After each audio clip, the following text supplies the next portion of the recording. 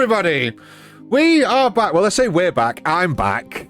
So, hello, and welcome to Tales on Tap. Thank you so much for tuning in. I hope that you've had a wonderful day, wonderful evening, and a wonderful week so far. Thank you so much for joining us for what is the second part of our collaborative one-shot Voyage of the Damned. We hope that you're doing very well.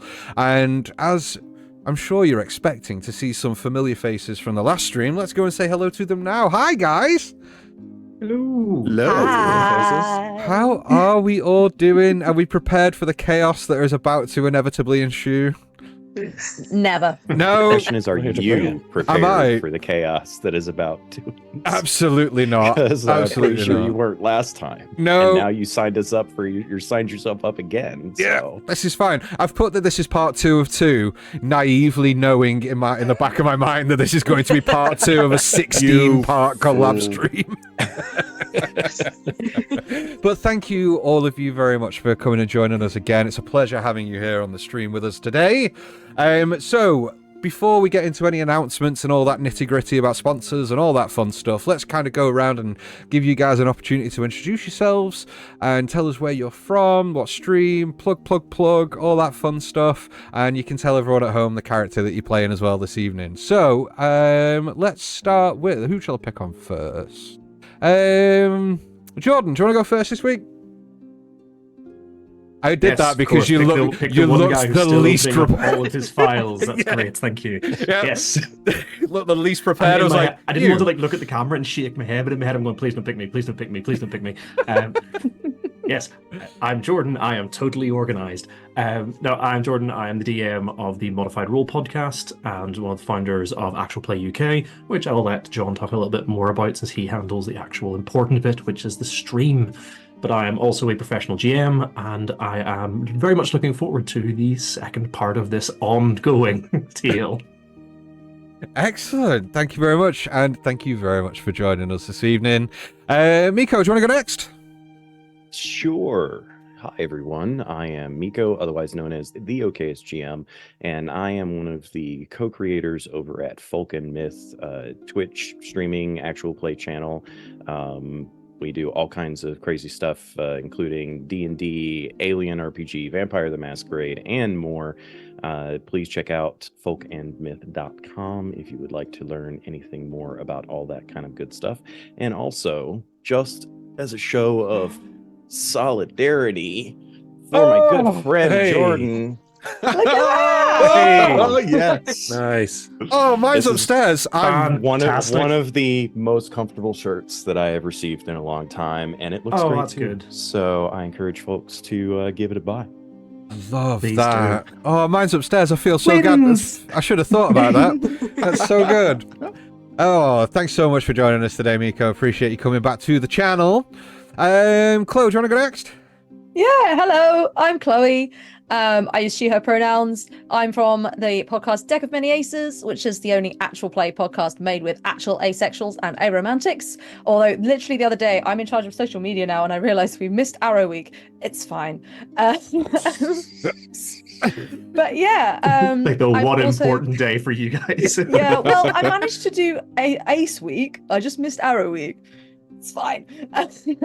50-50, you're good. But hey, when I'm not doing that, you can also find me on Rendezvous with Destiny, where we play werewolves in that. So that's real fun. At the minute, you can basically find me nowhere because I'm hiding for various reasons. But right now, I didn't have a sentence there. I just started talking. Yeah, that's it. That's me. I'm an actor, I'm a singer. I haven't done this in a long time. Bravo, Chloe. Amazing. I You're love that here, you... and that's all that music. matters. You can find my music on Spotify, Apple Music, all of that. Yeah, I think that's everything. This is the most chaotic introduction I've ever done, and that's saying something. I'm a very chaotic introductor. Nice. And the fact that you're making up words just to fill gaps, I'm so proud of you, mate. Thank you so much for joining us today. John, do you want to say hello to the people at home? Yes, I do, because they're all lovely, lovely people. I'm John. I'm part of the podcast Trolls of the Two-Ton Bridges, which is TOTTB podcast on all of the socials.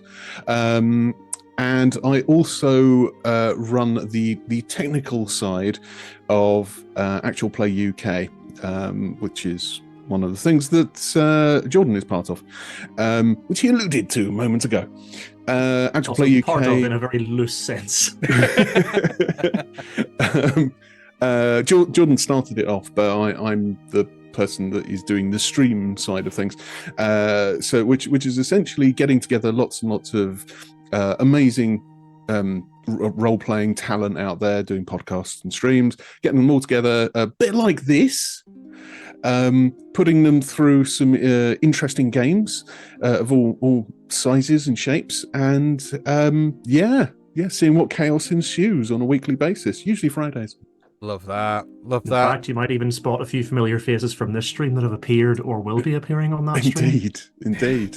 Amazing. Thank you so much, John. And again, thanks so much for being here this evening. Ruth, do you want to say hello to everyone? Hello. Yes, I'm Ruth. I'm a viewer of Tales on Tap. Have now done. This is my second stream. I got a little bit of stick last time for skipping the fact that I'm a Falconer until the very end of everything. So Falconer, D&D player, and happy to be here. So Love that. And I love that you led with the Falcon a bit this time. You're like, I must make this is important information for everyone at home. I love Also, that. it's worth mentioning that you can safely say you are no longer just a viewer. You are an actual streamer. Yeah. Indeed. On Tales on Tap. Exactly. Right, so- Welcome to the family, Ruth. yeah, Love I'll that. have to see if I appear again. Well, I I'm was about sure. to say, I was so excited to hear that Ruth was a falconer because my uncle was growing up, so I had to message her after. I was like, I did not skill you're a falconer. Stop with words. Yeah, this part of the falconry library is there. It Love continues that. for a long way. So, out of curiosity, Ruth, if we were to invite you onto the stream next time, how easy would it be for you to bring a bird of prey with you for the stream just to flex on everyone at home? Because that would be incredible. I'd make you a full-time player if that was the case, if you just came with your own familiar every week. She would have. It would have to be my little Kestrel Florence, but it could be done. I love that. Well, sign scene delivered. Ruth will be appearing on Tales on Tap again in the near future. Just watch this space. Beastmaster Ranger, then. Love that. Well, thank you Be a very wizard with much. a familiar. Thank you so much for introducing yourself, Ruth, and thank you very much for joining us again at the table. Oh, that leaves Dan. We all know Dan, but Dan, go ahead and tell everyone who you are and why you're here. Well, I will do just that. I am the other Dan from here. I come from Tales on Tap. I'm a player and sometimes GM when he needs to go on holiday or do things that aren't GMing because it's a hard job. And I won't make mean jokes at his expense today. I'll be nice. But yes, I Now.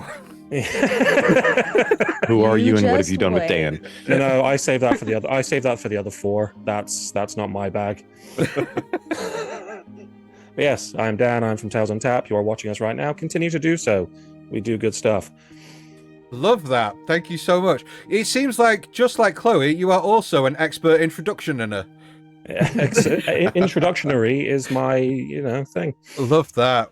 Thank you, all of you, once again for being here. This is, I say, an ongoing. It will likely be an ongoing adventure. We're going to say that it's a part 2 of 2, but who the hell knows? We'll figure this out. It could go all out the window again in the next 15 minutes, which I'm wholly anticipating it will. When we But find the next ship and just move to that one, it'll just, yeah, it's a just continuous line of ship ships. shopping. We're just Before we get jumping into ship. the game, I feel like there's a very important question I have to answer, which is that somebody in the chat has asked what happened to the beard this week. And the short answer is it's way too fucking irritating, so I'm not wearing it. Love that. Love that. So before we do get into the inevitable chaos, there is a few announcements that we need to get to. Usually I have a team of fellow Tales players and stuff to take a lot of this burden on because I'm useless at this bit, but I'm going to do my best, and I'm sure the the players in the chat now are about to roast me because I'm awful at this next bit, but let's go. So we have we have three sponsors, three long-term sponsors on our channel. I'm going to go through them quite quickly.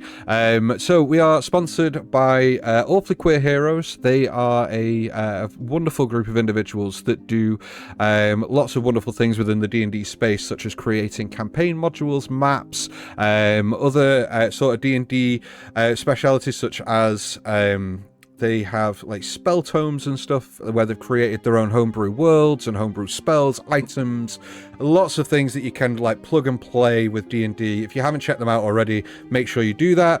They have a live Kickstarter at the moment, which is Tales of the Two Queens. Tales of the Two Queens. Thank you so much. That is live right now on Kickstarter. So if you haven't already checked that out, make sure you go over to Kickstarter and check that out, and make sure you pledge or at least show a little bit of support and go over there. We are also sponsored by our wonderful friends over at Valkyrie RPG. We have been sponsored by them since at least 12 months now, if not longer. They have an amazing array of all D&D things, such as dice, roll trays, apparel, or as Dan likes to call it, apparel. They also have lots of other things, such as like supplements for D&D. They've got a whole host of things. Head over to valkyrie-rpg.co.uk. Use the code TALES10 at checkout to get 10% off store-wide purchases, apart from subscription boxes, which are already heavily discounted anyway. But go ahead and go and check all that out as well. We're also sponsored by Tom Kartos Battlemaps. Every battle map that you see on our stream is curated beautifully by Tom Kartos and his team over there, and they make sure that they are providing us with not only beautiful battle maps, but also character tokens, bad guy tokens, which you're going to might see tonight as well, and wonderful stuff like that. All the links for all of our wonderful sponsors are down in the dungeon below, so hit the About section of our Twitch page, go to the banner, click the banner, it'll take you to their website, and you can find out more about them. Of course, we are live on a Tuesday. We also upload our YouTube videos on a Sunday. Go over to YouTube, click the subscribe button. You can check out all of our previous VODs on there. We also do podcasts as well. So all of our episodes that we do are split into two bite-sized bits, so we split them in half, upload one on a Thursday, one on a Sunday. So if you want to listen to Sales on Tap on the go, then you can find it anywhere that you might be able to cast your pods and find all that information on there. As always, we don't expect anyone to subscribe to our channel. If you do, thank you very much, but did you know you could do that for free by linking your Amazon Prime account to your Twitch account to get one free subscription a month? You don't have to use that here. Go support other streamers if you spend more time on their channel, as long as it's within the same space as D&D, because we're all fucking nerds. Don't go and drop it on a Fortnite streamer, because fuck that game. But we love you all. We have some very exciting things coming up in the near future. See, I've nearly rattled off everybody's announcements in one, man. I'm nailing this, by the way. You're a new man. Like, you've gone on holiday, you've come back, and it's just this is insane. I know. All the things we've got coming up. Stick the landing. All the things we've got coming up.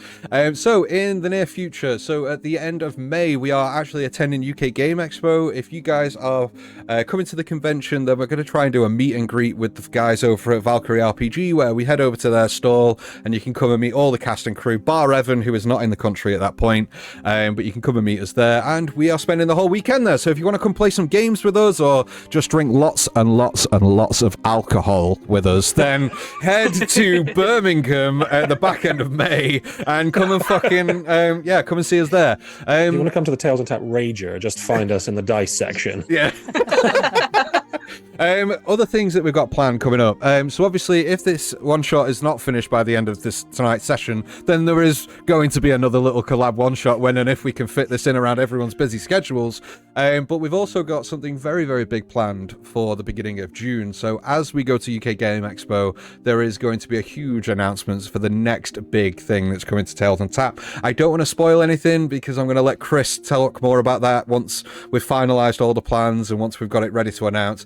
But if you haven't already, check us out on social media because you'll be able to see it all there. We're across all platforms.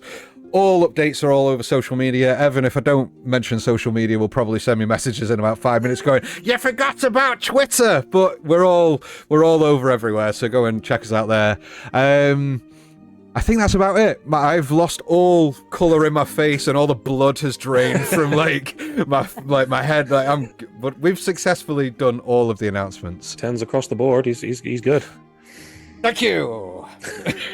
So that about wraps up all the announcements for this evening. So, guys, do you want to play some D&D? No, I'm all right. No, Let's do it. cool. Yeah, we just get drunk.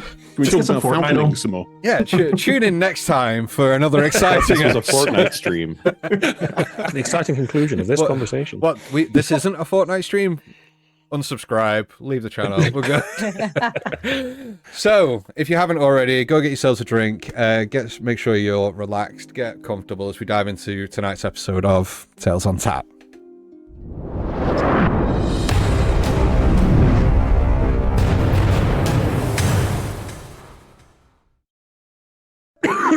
Last time they did some things. All right, Dan, you can recap if you want. Go ahead. All right. Fuck you, dude. So,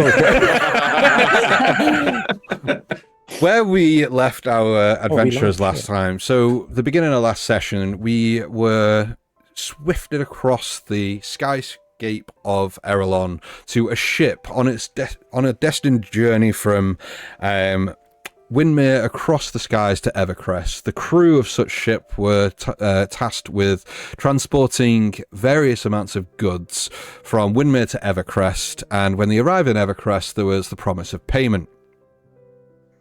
That was the plan. However, things went drastically off the scales very quickly, as the ship on its journey was almost accosted by what can only be described as a pirate ship, as these enemy forces boarded the vessel and tried to basically destroy it and kill everybody aboard and take whatever goods they could find in their piratey ways. That plan also didn't go very well for the most part, because nobody died. However, in the combat that ensued, what we managed to see was the vessel that the crew had been put in charge of slowly drift down to the beyond in flames. However, everybody managed to, through some very swift action, managed to get aboard the enemy ship, through some excellent spellcraft, through some very ingenious means, such as throwing themselves off their current ship and using a rope as a sort of swing to manage to get aboard the other ship as well. It was mad. If you haven't watched that, by the way, why not? I'll let that sink in just for a second. Why not? But then, where we pick up tonight's session, we are all aboard the enemy vessel, surrounded by enemy forces. The captain of the ship shouting some incoherent pirate babble towards you that was quickly shut down by a very quick spell being cast in his direction. But that's where we're going to pick up this evening. So we pick up with Grim, Illy, Haystack, Jeremiah, Hazy, and Rebus aboard the enemy ship. The captain's there as well, unconscious in the background. We managed to rescue the captain, guys. Yes. Silver linings. But here Who we very swiftly realized was completely useless. Yeah. Guys, there's bad guys. What are you going to do? I don't fucking know. But here we go. You guys are aboard the enemy vessel, surrounded by enemy forces. The captain of the ship manning the helm. What do you all want to do? So I do believe when I was over there on my own, I had summoned my spiritual weapon. You had. Which I believe, it was a while ago, but I believe I described as a partially smashed bottle of whiskey. You did. Yeah. Yep. You managed to cast so spiritual I'm going to try weapon. and shank him. Okay, so diplomacy's out the window immediately, and we're just going to shank the captain of the pirate ship. I mean, is diplomacy not? an option? Because as far as I was aware, we're still in combat. So, I'm going to just, before we dive straight into the shanking of captains, I'm going to give you all a minute to weigh up your options and decide what you want to do from here. So it's over I to sort you. of turn to the crew, miming holding the bottle, which is just floating near the captain's turn. He's like, wait, I'm not quite sure what the... Oh, I've gone straight into pirate. I'm going to be Scottish. Hold on. Oh, no, I've lost. I don't... Never mind. It's a pirate now. West for now. Oh, Do it's whatever too comes late. natural, man. It's too late. Okay, right. Okay, right. Am I shanking or am I talking? There it is. Found it. I'm just wildly pointing my gun at everybody, trying to do a Mexican standoff, but I only have one gun, and then just being like, I don't know. What do you guys think? I'm with Hazy on this one.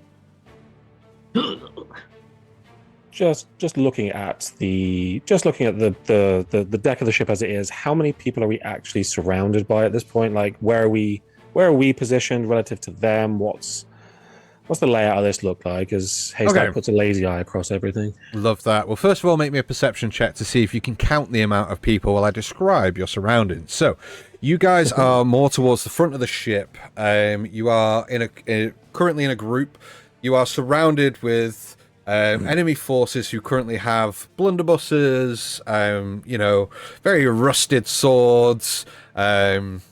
Again, one person does have a broken bottle that they've just managed to pick up themselves, pointed in your direction.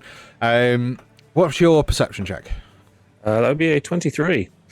You roughly count within that split second, throwing your lazy eye around. There is roughly around 19 to 20 individuals, captain as well, on board. You kind of get the impression that at this point they sent over their boarding party, but the majority of the ship's crew was still left behind on the current ship. Mm-hmm. We can take him. It's fine. Kill them all. Okay. The big cannons that they were firing at us, do they pivot by any chance? They swivel? Are they on mechanisms, or are they just stationary guns? They are your traditional cannons, so with some effort you could probably turn them around, but they weigh a fucking they weigh a ton. Yeah, They are not built for that. quite heavy.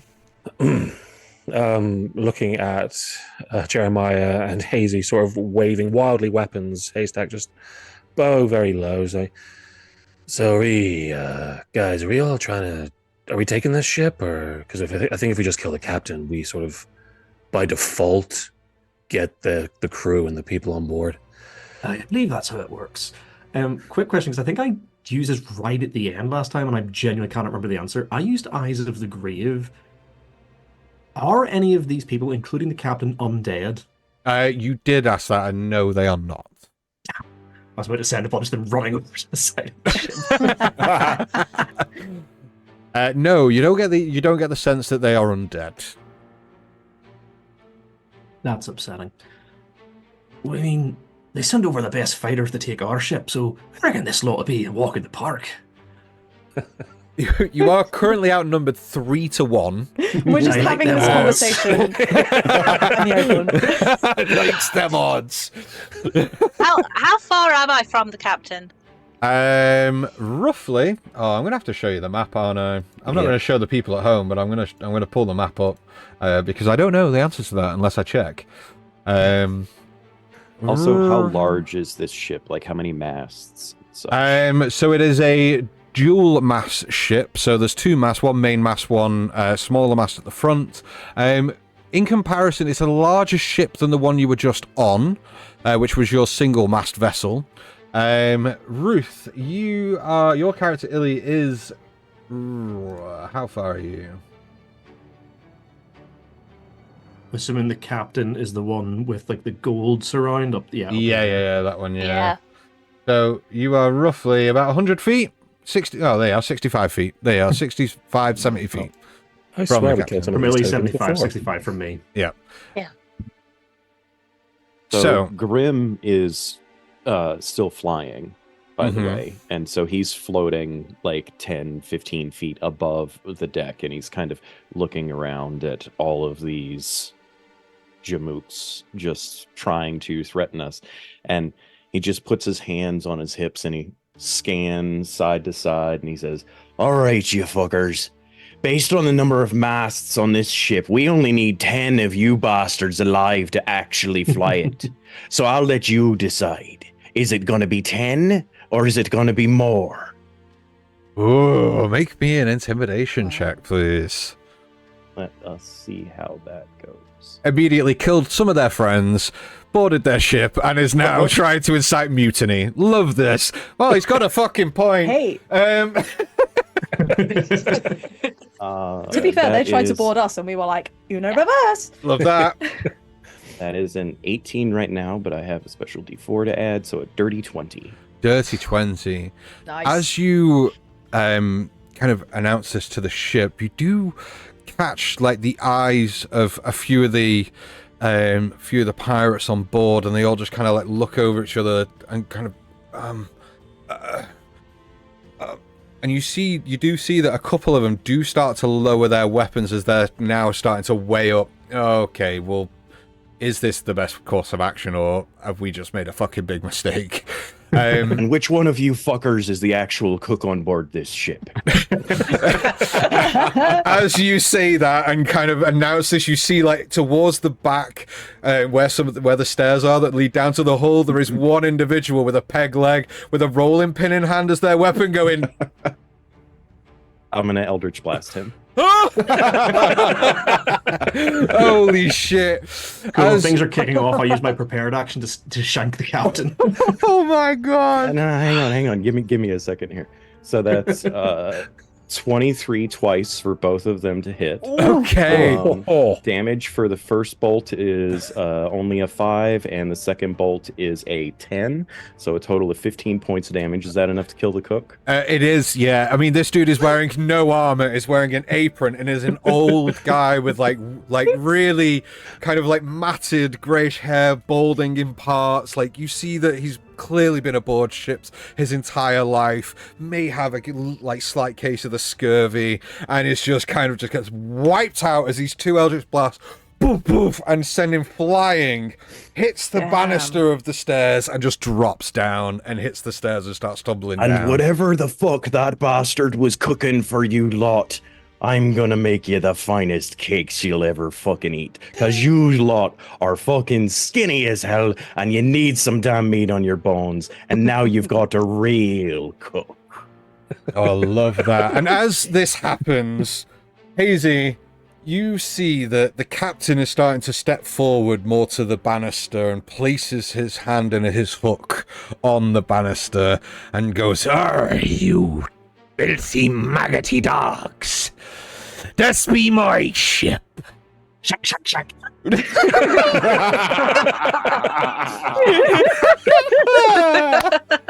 Okay, go ahead and roll me to hit as you spiritual weapon try and shank this captain All in you need the to back. assume you could have a monologue. I know. How dare I? I got. Listen, I'm preparing to shank him. I got wanted one to let you get a sentence. line out for I know. comedic effect. Now, this thing, I do not play clerics very often. For the attack for the spiritual weapon, I'm pretty sure I add my spellcasting mod. Yeah, think so so, it's your yeah. spell, You do, spell yeah, attack modifier. You do. That's It just says make a melee attack, so I'm assuming it's a spell attack. So that is going to be a 18 plus 7 for 25. Ooh, which is going No, it to be doesn't- enough. So go ahead and roll me some damage. Doesn't deal a ton of damage, being I've just cast it like regularly, but it is 3 plus my spellcasting mod, which is 4, so 7 damage total. Okay, and she goes, "Now here, this you fucking." Ah. Just blew out a big smoke ring from the cigar. Ilya, I'd like you to make me a perception check, please. Rebus, what are you doing during this time as you see this happening? I think Rebus is positioning himself in such a way that he can easily charge forward at the captain if possible. Now he's a way away, but he wants to essentially put himself in a position of advantage, let's say. Okay, so you're at this point, I would imagine, like moving very slowly, sidestepping to get a direct line of sight and almost going, okay, well, I can run there, vault off that barrel onto there, and Yep. like working out your direct route. Okay, cool. Excellent. As you do this, go ahead, because I would imagine, like, a lot of these people would imagine that while they surround people with weapons drawn, you shouldn't be moving at all and should be scared. And the fact that you're just blazingly walking towards people with weapons drawn, make me an intimidation check to make sure that they're like just to gauge their reaction as you just chest out, start stepping almost into their blades to get this direct line of sight. I can do that. Can I cast Shocking Grasp on my gun so that it sparks and aim it at the guys in front of Rebus to try and give him advantage? Sure, yeah, go ahead. Yeah, absolutely. Haystack's just going to do his best Jack Sparrow in the back and just be like, yeah, you should really give up. Illy, what did you get for your perception? It was a 19. A 19. Excellent. I'll be back with you in just a second. Okay. 16. 16. You see that the point of one of the individual swords actually it starts pressing into your arm, and as you continue to step sideways in their general direction, instead of holding the blade, they just see their arm flex as the blade comes a bit further back to their chest, and they're like and you don't even notice the blade touching your arm, but you see the three individuals closest to you kind of take a little half step back, like, oh, this motherfucker's crazy. With that perception check, where you're currently stood, you hear, Illy, that a couple of individuals are kind of like whispering to each other, but you manage to pick up a little bit of what they're saying. As one individual goes, well, if they kill the captain, who's gonna help us foresee the prophecy and fulfill it? Bountiful treasury promised, and who's... And the other one turns and goes, now's not the time. Quiet yourself. The captain... So it's a cult ship. We don't know yet. Maybe. He says, writing down possible cult ship on his nose in front of him. I think hearing that, I am going to use the blessing of the Raven Queen and move 30 foot nearer to the captain. Okay, so you which I appear somewhat ethereal and ghostly having done this. And because if there's one thing we know, that pirates certainly aren't superstitious about ghosts. Definitely not. Especially aboard ships. So yeah, absolutely. Logical beings. and I'm going to bring out my psychic blades as I do so and just start stalking towards him. Like, so what's it going to be, Captain? Are you going to talk or fight? And you see, I hear you've a prophecy to fulfill. Can't do that if you're dead. And as you say that and step forward in your ghostly form, you hear a couple of individuals quite audibly go, "Oh, that's an ill omen." And Rebus kind of just yep. Beat me by this much. That's what I said. The captain... Problem is, you think the ill omen's something to do with something else on the ship, like the way some of the ropes fallen. You don't bring a black cat aboard a new ship without turning him round 3 times counterclockwise. And you've done it twice. Oh. You've only done it twice.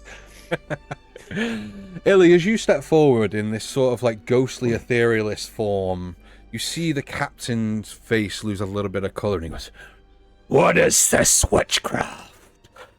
Throw her overboard and be done with this knave attempt at intimidation." You sure you want to do that? Shank. That's an ill omen for sure. Some people will call it an illy omen. Hey! That's it, folks. Thanks very much. We'll see you later. John, that was... Good night, everyone. That was We're so done. poor you can have inspiration. That was... They're the types of jokes we subscribe to in this channel. Amazing. The captain, though, hearing that you mentioned the prophecy, goes, "Which one of you loose-lipped, scurvy fucking dogs? Me, tongue of the prophecy. Hold your fucking lying tongue behind your bent, crooked, yellow teeth." What's the matter? You never heard of the siren? I point at Illy. See quizzical look now across the captain's face. Siren, you say? Oh, yeah. It's very famous. That's why we were going so slowly. She came on our ship. She knows everything, and I mean everything.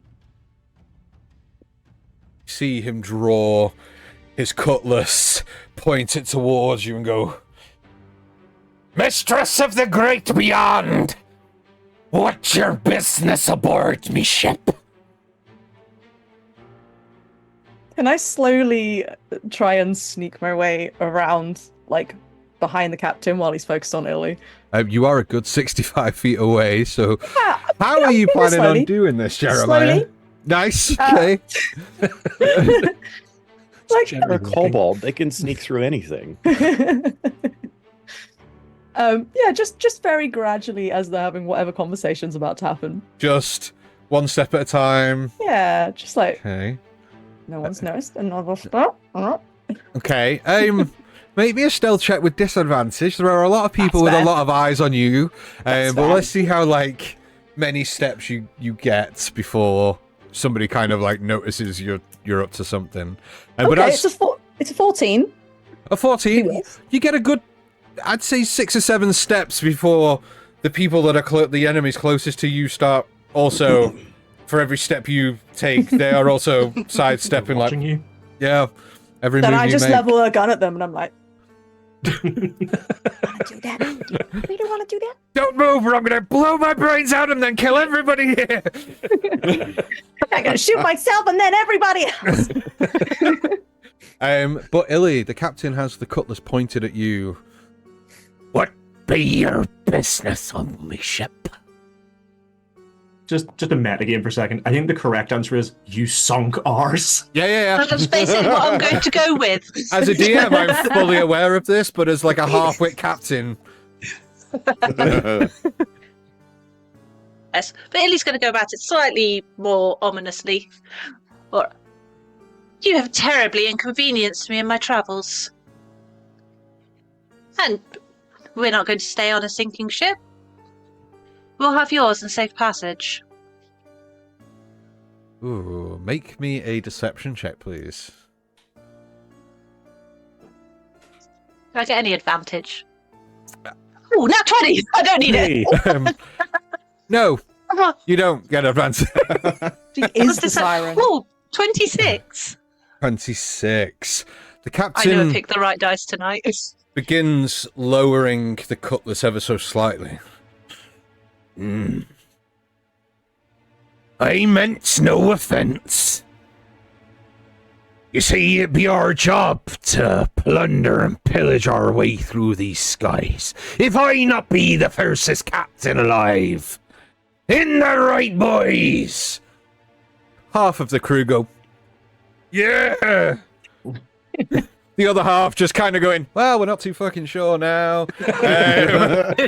These individuals As a look quite broken scared. whiskey bottle ominously floats behind him. I meant not to tamper with the omens beyond. Why not be a foolhardy menace to dabble in forces beyond me reckoning? Allow me and my men to fly you to the nearest island. We drop you off and see you on your way. No one has to get out anymore. See, kind of like eyes the broken bottle behind him, bleeding from where his kidneys are. It's just rum. There's no blood. It's just rum. Cut a pirate, and does he not bleed rum? What say ye? Well, I think Billy, that's a load of I think shite. an important question is, how do we get off the island after he's dropped us off? You're just now thinking of that hazy. Well, I've been thinking about it the whole time. I was giving Illy a minute to reply, but if we're going to get dropped off somewhere, it needs to be somewhere we can get a ship. I mean, there was also, the matter of the stuff we were meant to take from where we were to where we were going. That's kind of fallen down now. Well, Yeah, not to be too pessimistic on it, but I think that's fucked. Sounds like My we need sentiments some exactly. recompense. Well, if we're There may giving be up a on that reward goal. for bringing in a pirate captain. The captain of the ship that you set out and embarked on stood at the back, just turns around and steps forward in the most gallant of manner, the bravest scene of which you've seen of them so far, goes, "It almost seems like this ship needs a new captain. And I, for one, know where you Cover the may mouth with my find... hand. It's like, no. Sit down. on her coat, like, Yeah. Hey, what are you doing? I think she's making a right fine suggestion. I think this ship is indeed need of new captain, and that little fucker over there needs to be tossed over the edge. Are you pointing at the captain or the cook? I am the cook. There is no Their more cook. that doesn't count. Most important member of the I'm ship is simply gone. staring down the pirate captain, just floating above everyone else, just staring daggers at him. Your quarters are mine, and we sail for Evercrest. No, me course not be Evercrest. Me course be sailing true to the great beyond. We're on a journey, you see. A journey of our own making. A destination of great treasure. I shuffle up beside Illy and like tug on your arm to get you to lean down to whisper into your, again, fully ignoring the rest of the crew at this point. How about you get him to tell him what this treasure and quest is, where it is, get him to monologue or something, I'll stop shanking him. And once we know, then we throw him overboard, get the treasure ourselves, and we've made up for all our losses. Stage whisper. He says I a full whisper into audio the view of mic, it's everyone. not going to work.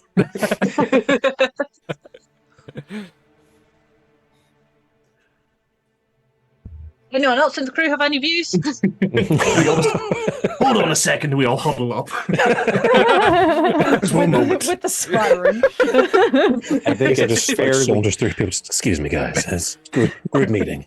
The captain's going, fairly safe to say none of you have any difficulty reading what Grim is intending on doing at this moment. I would imagine so. The captain at this point, seeing you all start huddling together, goes, What be you doing? You shut up, or you'll get another shanking. it's called a huddle. Do you not huddle with your crew? I know, cuddling's forbode again. Board me ship. I shank him again. You got boarded. Just a little bit. just a little Tiny pro, shank. like, okay. So, So who's in this huddle?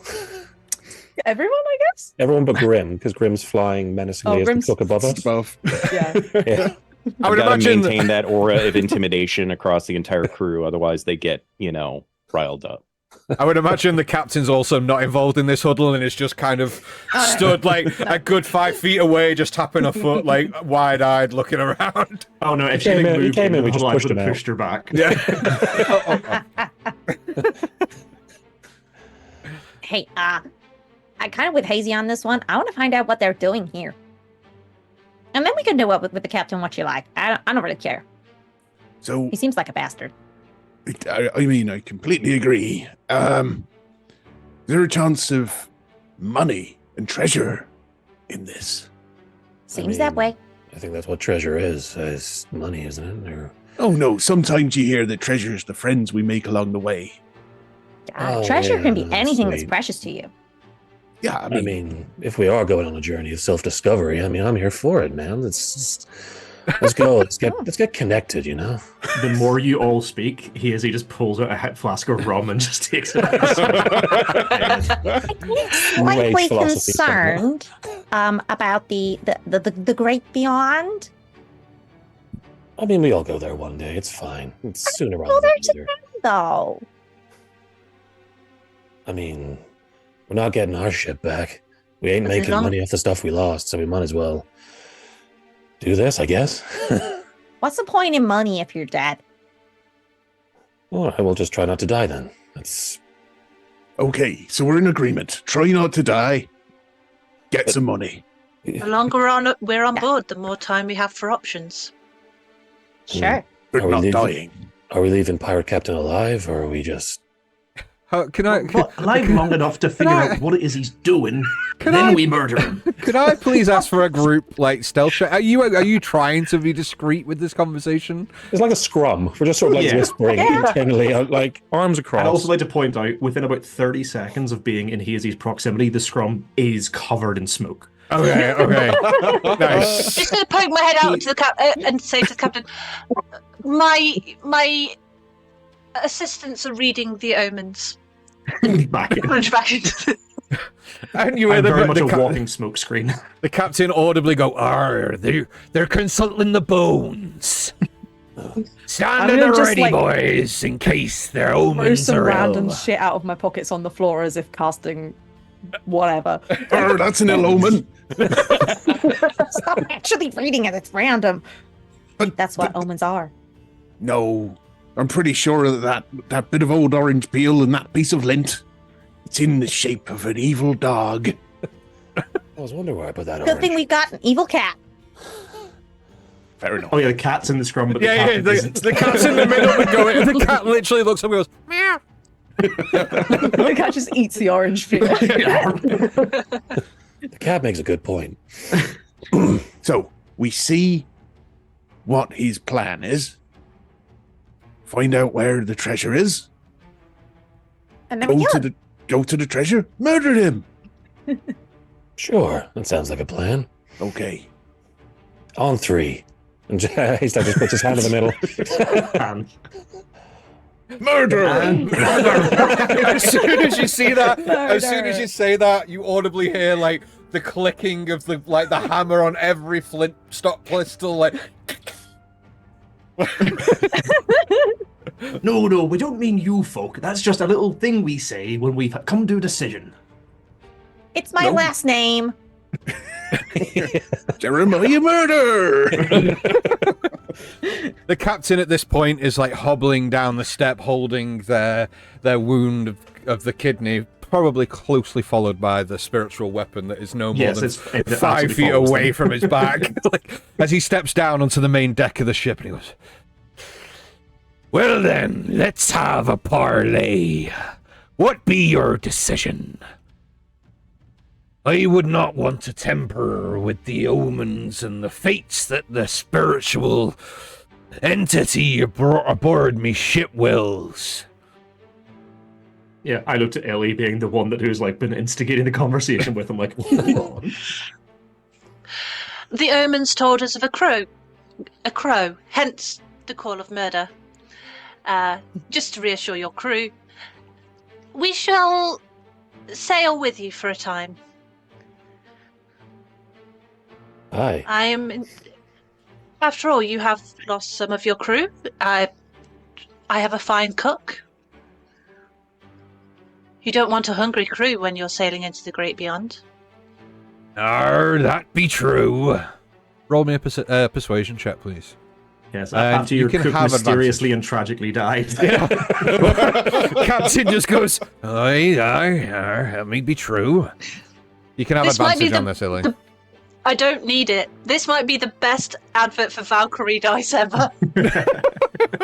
I didn't realize you sold weighted ones. That's so cool. Like, check them out, Valkyrie I'm hyphen rolling RPG. a different one each time, and it's just like, okay, Shout what's that out Valkyrie. persuasion? Love that. That's Yeah. a 26. Nice. Well, you speak true. I have lost part of me crew, and you do look like able-bodied folk. You'll have to pitch in where's needed. Need some good deckhands, and need It someone needs a to lot more man than the that. crow's nest now, whereas my eyes have gone. I'll be putting you to work, but make no mistake, this be my ship, and I be captain. Longs as we can get on board with that decision, we should get on fine. Are you all in agreement? Aye, and then wink at the rest of our crew. Aye, for as long as you are captain. Very well then. Hoist the mainsail. Their course, and let the winds be fair. You all stay above deck for now. I don't want none of your lumbering below deck, apart from you, cook. See him down to the galley and have him set about the evening meal. The captain then turns, and as he turns to head back up towards the ship steering wheel, just immediately is greeted by your spiritual weapon, Hazy. He goes, Now then, men, put your weapons away. We've reached an accord. No harm should be done to you, and no harm be done to us. And you I see wave my hand, the bottle.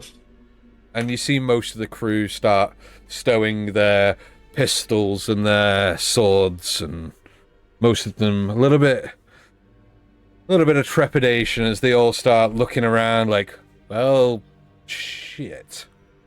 I look at them all as they do that, and then I'm gonna try and do like a cool gun flip thing to put it away. Make me a dexterity check. Just a general dexterity throw to see how well you do this. Just poke yourself in the eye with it. It didn't go very well. That's a 7. You go to spin it and you loose it off your finger. It just starts spinning up, and you very uncoolly go, ow, ow, ow, ow, ow, catch it with both hands, and then just grab it again and be like, put it back. Let's do that. She's been practicing that. And as you do, He's been practicing that. you hear a single clap from about 20 feet away as one guy with an eye patch goes, A good show. Nice to see an appreciator of the art. So, we are all aboard the enemy I'll vessel. follow the captain for a step and say, Captain, I'm just fully going pirate voice now. Completely forget Scottish. I happen to be the ship's medic. Could I take look at that wound in your back that I noticed seems to have appeared out of nowhere? That'd be good. I feel I've lost a lot of blood from my rum system. Stab him again. I'm definitely not doing like an actual medical check, and I'm going to very, very heavy-handedly be like poking at it to cause him as much discomfort as possible. But I will just wrap it up so it stops bleeding. Alright, where did you see sorry. your training war? Well, see, I'm actually a follower of Baron Sandy. We like to usher those over to the other side whose time it actually is to pass and prevent those whose time hasn't yet come. See, Captain, your time is not long, I can't tell you. Well, fool be me for disagreeing with a devout man such as you. Get your finger out of there. Just tie it off. There you go. That should stop the bleeding for now. Thank you. And he goes back to the hobbling at this point. He was fine with the wound he currently had, and you've just made it really 10 times worse. He's now got fucking a stitch, and he's holding his side, but you bastard. Oh, it's going to be really heavily bruised, where I've been really pressing on the wound. We have to apply pressure, Captain, to stop it from bleeding. Does it hurt when I do this? He goes back to the wheel and just immediately turns it to port side, and you see it spin a few times. He grabs it. So Hazy's currently up trying to fix the captain's wounds. What are the rest of you doing? I think Rebus is kind of doing the rounds of the ship and seeing where his skills could be made of use, and in doing so, ingratiating himself to the other parts of the crew. Okay, so the immediate impression you get as you start wandering around the deck of this is that because of the impression you've already made with your huge stature and stepping into play, as you approach other members of the ship, they are very oh, fucking it's this dude, okay? And they're rigging up the mainsail and working on some of the roping and things as you kind of approach, and you see that they've got this nervous look in their eyes. They go, "You're doing that wrong." Oh. Will this be the way that I've been taught? Well, you've been taught wrong. Right. How be you do Try it? it round this way. Oh, right. Oh, Now that way. okay. Now up right. a bit. Wait. No, the other up. Oh, down, you mean? Yeah. Right. as you kind of like start just coaching this, and you can see that the individual you're talking to is quite young, probably early 20s, has a like very green behind the gills, and is just kind of like looking at you and going, oh right, okay, yeah, oh right, as you help them with what they're doing. Stay with me, I'll do you right. Oh, all right. I mean, you look like a capable person, aye. I'm incredibly capable. You wouldn't believe how capable I am. Oh, I think I would. I think No, I you would. wouldn't. No, you're right. In fact, I was just now thinking I probably wouldn't believe that. You're absolutely right, yeah. That's correct. You don't believe it. I don't. It's unbelievable. There you go. How do I go about getting myself such a physique like Well, that? first of all, you need to be a dwarf. Right. Well, you got me there. You got at least 5 inches too much on you. Oh. Okay. I don't think I can do anything about that. I mean, we could chop your legs off. No, Crushing's more efficient. Crushing is more efficient. You see the color drain from this individual's face. He goes, what? No, Jeremiah, you're right. But we won't do that this time. No. Aw, you know I what? showed Have over. I can fun. stop the bleeding. As you are talking about whether to cut this individual's legs off or to crush them, he goes, I've got the deck to swab. And he just starts like scurrying off away. Have you ever considered 2 peg legs? Oh, no! Just running off down the deck of the ship. You see that the majority of the individuals that are now aboard have set about their, mundane tasks of scrubbing the deck, working the rigging. You see a few of them have gone down below deck, leaving, I wouldn't say a skeleton crew, but there aren't as many net folk now on the top deck as were before, as the ship continues off to sail towards the horizon. During this time, Grim, you were still flying above during this kind of rebuttal between the captain and yourselves, but what do you like to do now that you've managed to reach an accord? I think Grim will do everything he can over the next period of time to endear himself and his crew to the rest of the Shite captain's crew, and through the only means necessary, that is their stomachs. Okay. And he is going to go about creating all manner of proper food items, because I'm fairly certain that these, given the general health and demeanor of these individuals, they haven't had a good meal in quite some time. Yeah, exactly And right. So, yeah, he sets about initially with some crispy pork belly, perhaps a little bit of beef and barley soup, the kinds of things that get you nice and settled, and then he ramps it up perhaps with some mushrooms, gnomish spiced mushroom nuts, and maybe some dragon's breath chili and the like, getting everyone's palates nice and fulfilled, and then ending it off with whatever shoddy wine that they might have on the ship, properly spiced and heated up into a nice, a nice flavorful aromatic mix. I love that. I'm also now extremely hungry. I mean, You just described that. I was like, that sounds fucking delicious. Like that was, holy God. But that's so the meals that we're eating over whatever the next day or so is. excellent. So initially, you head down below deck and go down to the galley, and it is not the type of galley that you're accustomed to, and it almost sets you aback initially. You're like, how the hell does anybody work in this sort of ramshack, excuse of a kitchen? So for the first couple of hours, you're organizing, cleaning, setting about, or putting everything in its place before really diving into their stashes and barrels of their goods and product that they've got on board before putting these meals together.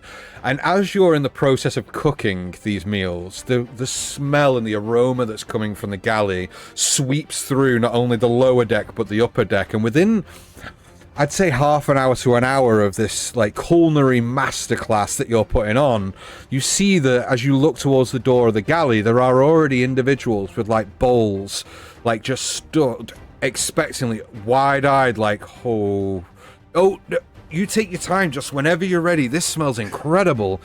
And Grim has more than a few of his special treats. Okay. That we showed last time, and so he divvies those out to kind of hold some of the early folk over. And during the setup time, Grim has worked in horrifying conditions before. He has been a battlefield chef in a previous life, and I think these circumstances aren't that daunting to him. He certainly does, as you say, clean and all of that, but I think he ropes Jeremiah in perhaps into assisting him with perhaps upgrading the oven and the like in being able to produce perhaps a little bit more volume when it comes to the food, being able to cook a little bit more broadly. Excellent. And you are absolutely right. The way to a ship's crew's heart is via their stomach. And as I'm just double checking, Jeremiah, are you happy enough to go into the galley and start tinkering around with the oven just to kind of like... Oh yeah, absolutely. Yeah? It probably is now goes way too hot. So like the dial like goes up to hot, but that's far too hot to cook anything. So you have to kind of put it on low when you want medium and so on. I'll get up to 11. Love that. But as you start divvying these meals out, typically whenever a ship's crew during mealtime, they'll get the bowl of chow, head over to their bunk, hang in the hammock, eat the food, maybe roll some dice, roll some knuckles, all that kind of stuff. Whereas you don't seem to get that vibe now. Like, a lot of people are now coming together to enjoy this meal and like commenting, and the comments that you're getting are like, this is the best fucking meal I've had since I've been aboard, and like, this is music to your ears because you know that this is working. Your plan is starting to come to fruition.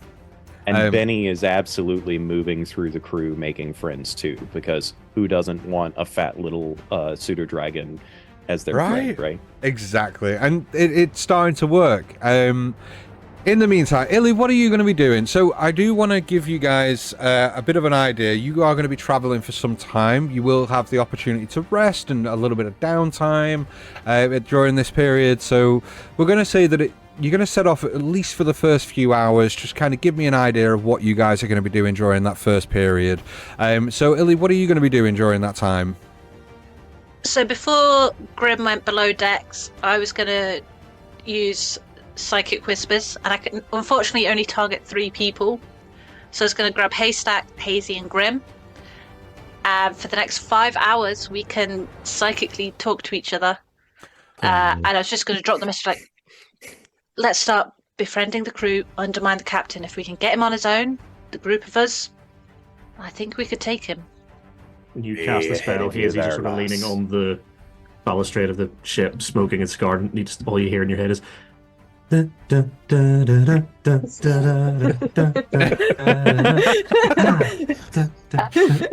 I'm going. I think the captain said something about needing someone up in the crow's nest, so I'm going to go up there, so I'm not freaking the crew out too much. Okay. And okay. Practice music and just really play up to the siren thing. As all of this is said, do you just hear Haystack says, "Go, do I have more voices now, or is that?" Oh, it's you guys. Oh, hey, out of my head. Oh no, I have plenty. Hey, Star, welcome to the party. So these are my friends. Anxiety, despair. This is happiness. You don't see them much, but they come every now and again. This is chill. These are the main dudes. No. You're not using my emotions. You're using Haystack. Stop outing me. So, Illy, you start making your way up to the crow's nest. Is there anything you want to do when you get there? Keep an eye out and practice music. Just really play up to the siren side of things. Okay, make me a performance check if you don't mind. This is where the dice fail me. Hair blowing, everything in the wind, sort of majestically. With a harp, like just like in the crow's nest. That'll be a 6. A 6. You're What playing a, the harp, Rolled a you 2. can start- It you can wasn't a start singing. total reversal. yeah, You can well, start singing and just start screaming at the top of your lungs. so as you kind of pull out your instrument of choice from your satchel on your side, you see that the instrument itself has been damaged during combat, so it's just completely out of tune. So given the amount of effort and energy you're putting into it, it's just not quite belting out the tunes that you want. It But was the boot flute.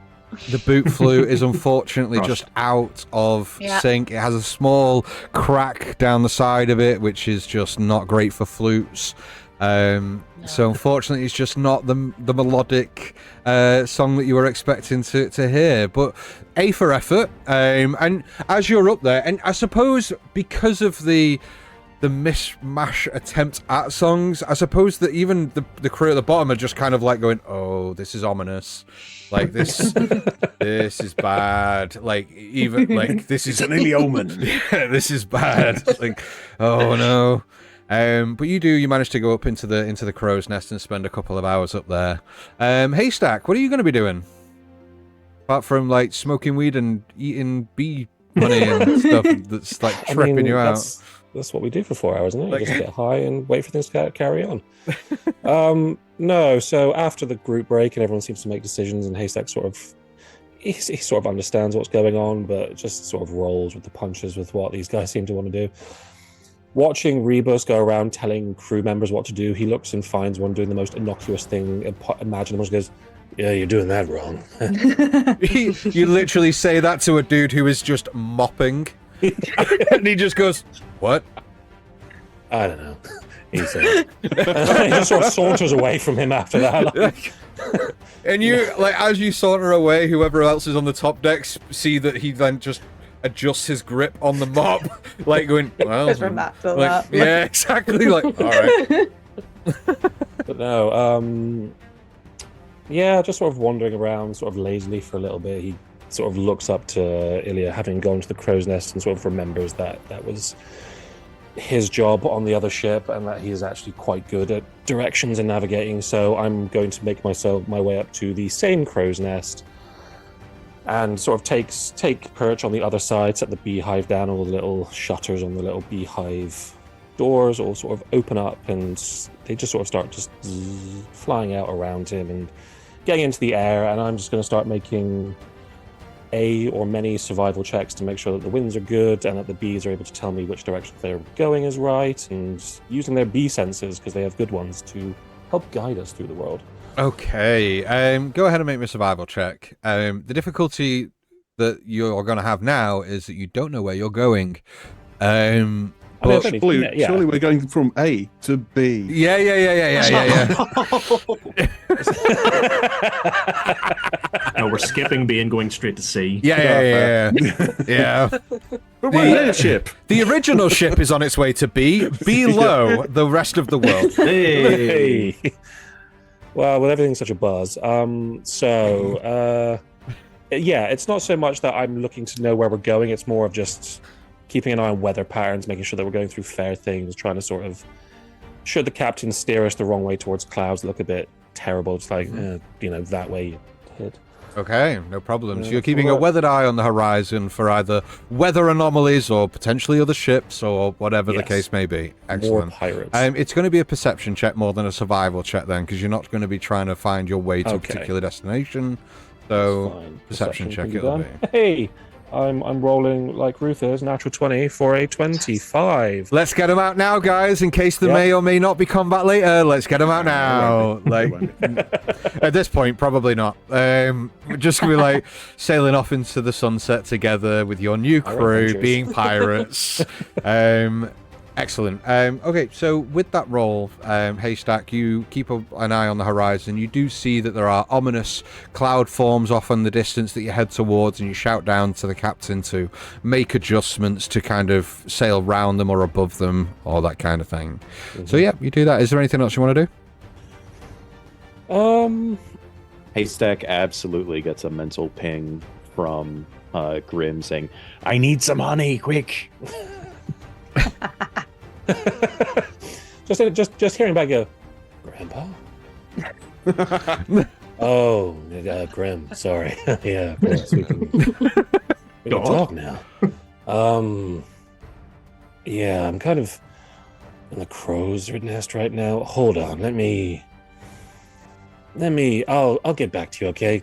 I just like, again, because we can speak telepathic, I just like to walk to the bottom of the crow's nest, just hold a hand out, just drop it. Sort of One hand out, one hand smoking. very much in the same fashion. He just sort of puts that in his right. Okay. Guys, do you have any? You heard they need a bit of the good stuff, so if we can just. And from one of the little holes, just a very nice stream of it. Just crack cocaine. Yeah. Pretty much. He just lines it up on things. Oh, I'm much better now. Where are we going? What are we doing? No, just a very nice stream of honey comes into a little. I'm going to say I have a vial because it's a one shot. Yeah, sure. I'm going to cork it, and bees will just go around the base and just bring it down gently towards Hazy, because I do remember names of everyone. You've done really well tonight, Dan. I will say you've done really well. Like, we're playing in a long-term campaign, and you forget the fucking main character's name sometimes. So you're doing really well, brother. I appreciate it. I know, right? I'm just here for He him. forgets his own name. I know. What are you talking about? Wow. But yeah, Hazy, you get a small cloud of bees brings down a vial of honey, and it just sort of disperses and then flies back up. Yeah. Thank you. And Hazy, as you kind of like grab hold of the honey and start to turn to go and start making your way down below deck towards the galley, you see that the captain actually gets somebody else to man the ship's ship wheel. As he starts making his way down the stairs and starts walking towards his captain's quarters. I would say, who is going to be around at that point? Grim, you're down with Jeremiah in the galley.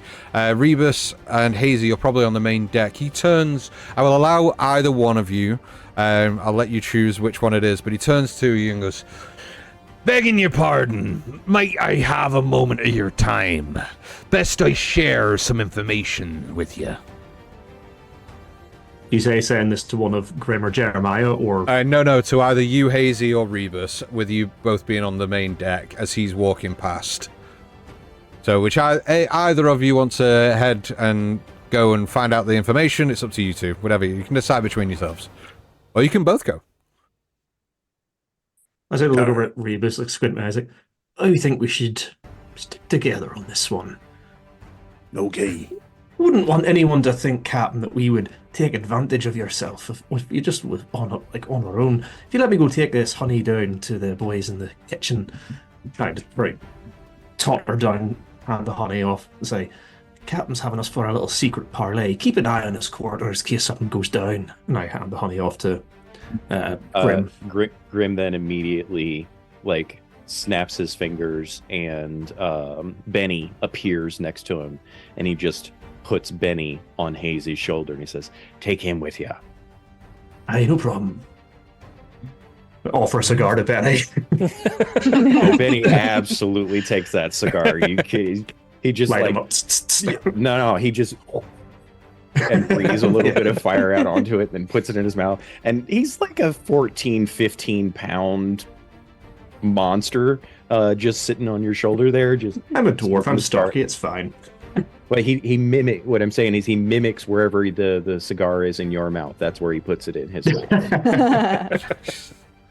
I'd like to take out a clipboard and just start wandering the ship, noting down any random thing that I look at and don't like the look of, which is everything because I didn't do any of it. And just tutting and sighing and everything, and just conveniently end up hanging out near the captain's quarters where I can keep an eye on it. So something I wanted to ask you, Jeremiah, because I just want to know, you do have your toolkit with you.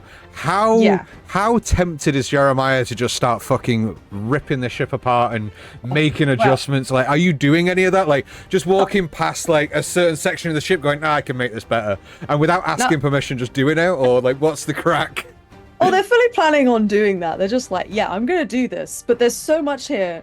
I need to get organized. I need my clipboard.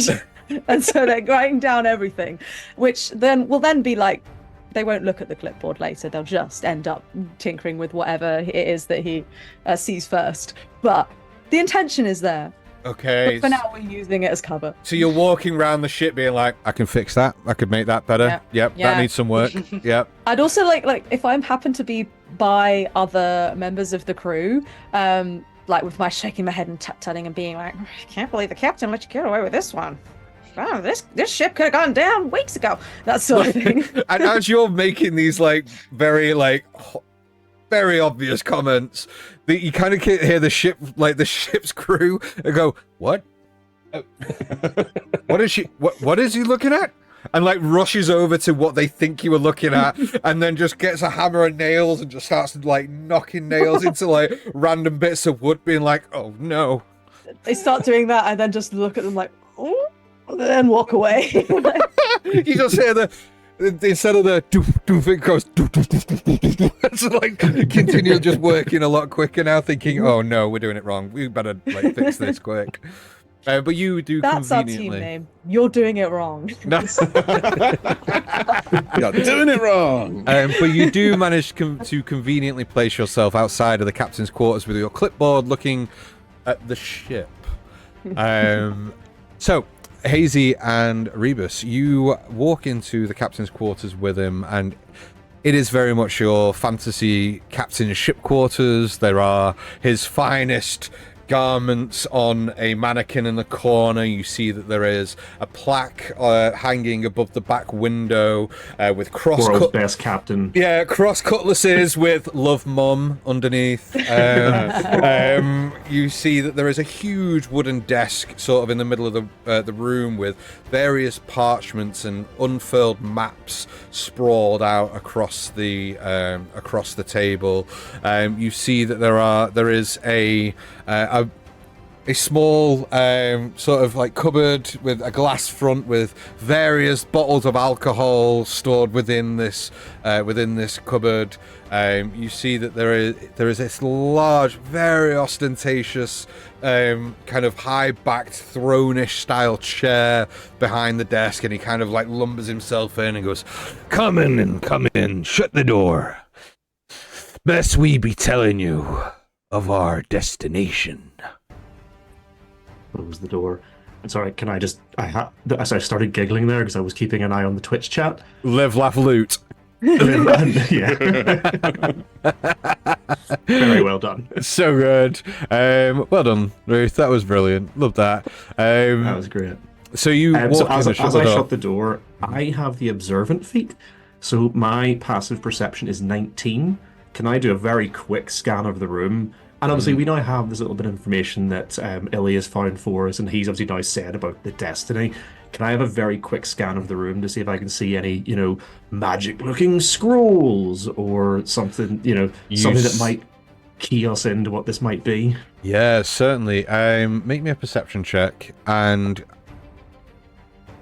give me a perception check at first because of the feat, and then I want you to give me, depending on what you roll, we'll see what happens next. So I can roll. The only reason I brought it up because my passive gets a +5, so I have 19. 19 passive. Okay, that's fine. Yeah, perfect. Because I know full well with the +4, I'm probably going to roll lower than that. That's fine. So yeah, you kind of take a general look around the cabin. Nothing strikes you as immediately obvious that something would hold a prophecy in the immediate vicinity. However, as the captain sits down, you see him lean down and pull a key out from around his neck and unlock the cupboards and pulls I've just put my finger in the fan of my bloody PC. That was really stupid. That was really stupid. Ow. Dying. So into the scene was he. And he brings up his hand with one less finger, but holding, and he's holding a scroll in his hand, and he kind of places it in front of him. So I didn't need to do it. He's showing. That's great. But as you kind of spot it, give me a general arcana check. Oh, I am not the one to be making arcana checks. General Arcana. Neither am I. Rebus, anytime you have a 0. I mean, I got a -1, sir. Should have I'm taken gonna me plus- with ya. I'm going to +0. Let's see how this goes.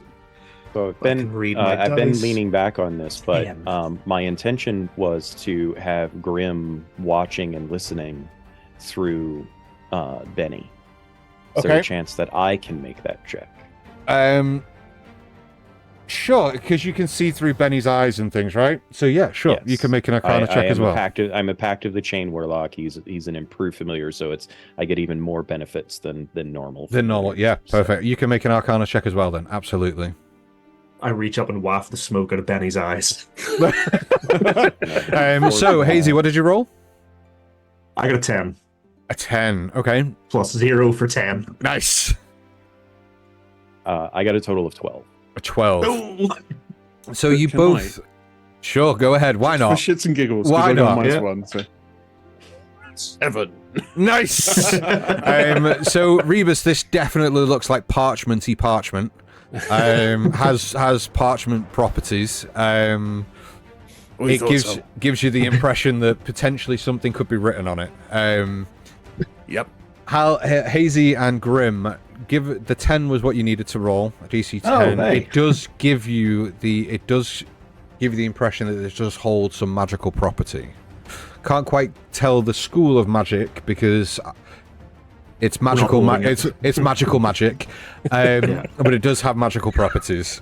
I've heard I that get asked this all the time. What school of magic? I'm like, magical magic, you pricks. Fuck it, I don't know. The Look, captain. the important things are: does it blow something up? Evocation. Does it change something? Transmutation. That's easy. Yeah. And if you want to be really It's- fucky, throw like 4 of them out just for shits and giggles. I always like to put in and just a dash of necromancy and watch everyone go. But you see the captain is clutching at this parchment and he goes, "We've been on a journey for some time, you see. My crew they're a good bunch, but in need of direction. And we've been out of port now for some time. You see, we came across this here parchment, stowed among a ship that we alleviated of their goods. This here You can is... say stole. We know you're a pirate. We stole There from you them. Oh, Doesn't You that know- feel better? You know, it does actually, not having that thin veil of shit before it. That was quite nice. In fact, I feel a little liberated. Can almost feel like I could be my true self. Of course. Like, look. So we went There's one aboard thing and I've killed learned their about life, it's always entire be yourself. crew, stole all the goods and set their ship aflame. And in me grasp here is a prophecy that we've been following for some time. Now, I'm not what you would say and call a studious type. Can't make no heads nor tails of it myself, and I'm hoping that you might be able to shed some light on it. So I told me crew that I know the destination, but it's far afield. Keep morale up and a course in sight, if you will. But, truth be told, I haven't really deciphered most of it. With your help, we might be able to do so, and if we find the treasure, on my honor as a captain, I'll split it with you 70-30. In me favor, given that I've got the bigger crew. Just to remind me, Elliot, who's on this telepathic link? Haystack, Hazy, and Grim. Yep. And myself. Oh, so you're not you and yourself. So everyone I just- except me will be able Yeah. to find out what's happening here. Oh no! All I do is Oh, no, for those not in the room, I just send a message who could tell those who can hear me to say, "This fucking Egypt doesn't know where he's going." Jeremiah, make me a perception check, if you will, because you'll be outside the captain's quarters. Just see how much of this you pick up. These dice are not rolling well for me. They're not Valkyrie dice, that's why. Shameless plug. I Yeah, love it. that's a whole 2. A whole 2. You are too busy looking at all the shit you need to fix at this point. Yeah, I Um, fully intend to be like, I'm gonna watch out, I'm gonna listen out, and then I see like a clock that's just slightly too slow, and I'm Yeah. like, I was gonna say, could I, knowing that Jeremiah was following us to listen at the door, not expletively, but just like exploding. You don't know where you're going. Give Jeremiah advantage in that perception check, perhaps? Sure. So as he's talking, you're kind of repeating what he's saying, but a little louder. Sure. Okay, Well, you can have advantage. Just that specific bit. Yeah. Okay. Cool. Go ahead and have advantage on Jeremiah. See if Well, you can I'm round a it bit up. suspicious that I repeated everything he said. Yeah. Thank you, but it's an 8. Nice. No. It's a little difficult. Like you say, that clock is just a little bit too slow, and it's very annoying. Well, like I said, I haven't deciphered most of it. I'm hoping that you might be able to help me with that matter. And as I say, should our folly be the treasure at hand, then on my honor, I'll split it with you 70-30. What you say? Now, I'll just draw your attention back and remind you of the scene that occurred not more than an hour ago, where we nearly killed you and your entire crew. So why don't we say 50-50, and we'll call it there. We're gonna kill him anyway. It doesn't matter. I know. I'm just trying to make him. I don't want to seem too keen. Yeah, Because it'll be more suspicious. I happen to remember it being a drawer, but we'll call it 60-40 and I mimic with the shank. Shank, shank, shank. let's call it 60-40 and I'll be gone. And let's have bygones be bygones and move towards a more frugal adventure together. I agree. 55-45. Put it there. Make me a persuasion check. Rebus just takes a step forward and puts his hand on one of his flails. Okay, you can have it with advantage. Good. Make me. 'Cause that was Yeah, quite go ahead. perf. Have it with an advantage because of the intimidation with it. Well, that was worse. So that is only a 15. You drive a hard bargain, but 55-45 be it. Now Right. then. Excellent. No, I'm not very good with all the magical bollocks, so let me go get the other one. I just I open the door, Jeremiah, and you're just there at my feet. Jeremiah's Welcome like in. there with an ear on the door and like, oh. Just come crashing in. Captain's got a question for you. Just close the door again. Oh, a question? What kind? Is it a stupid one? Because I had stupid questions. It's less of a question and more of a prophecy that we need deciphering, you see. Oh, I hate prophecies. They're very inexact. Well, this is my problem, you see. I've been trying to decipher this for months now.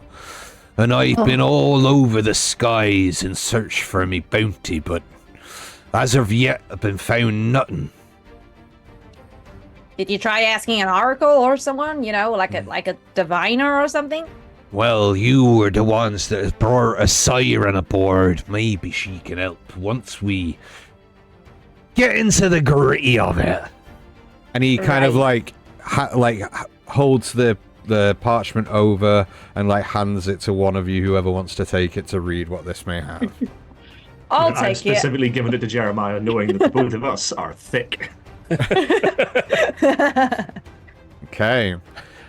The prophecy goes as such, and bear with me because this is going to be some magical nonsense. Right. In the depths where shadows dance and whispers weave, a treasure sleeps beneath, awaiting those who believe.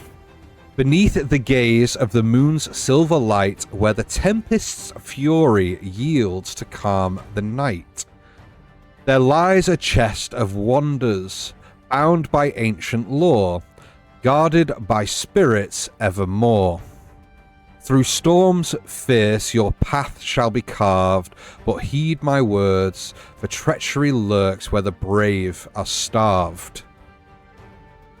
Yet for the worthy a bounty beyond measure awaits, riches untold and tales that echo through the fates. So hoist ye sails and let courage be your guide, for the treasure of legend awaits for those who dare the tide. Yeah. We get that in writing. Yeah. Can I read that, please? Sounds like a three-parter to me. Well, as the captain hands this over and you read it, we are going to go for a quick break so that I can get this over to the guys and they can start typing it out and all that kind of stuff. We are going to be back in about 15 minutes. So just after 1:45. So go get yourselves a drink, go get refreshed. We'll be back in about 15 minutes while we carry on this next leg of this ongoing adventure that is probably going to turn into a main campaign on a Thursday or whatever. But we'll be back in about 15 minutes. So we'll see you then. Bye. Bye. Bye.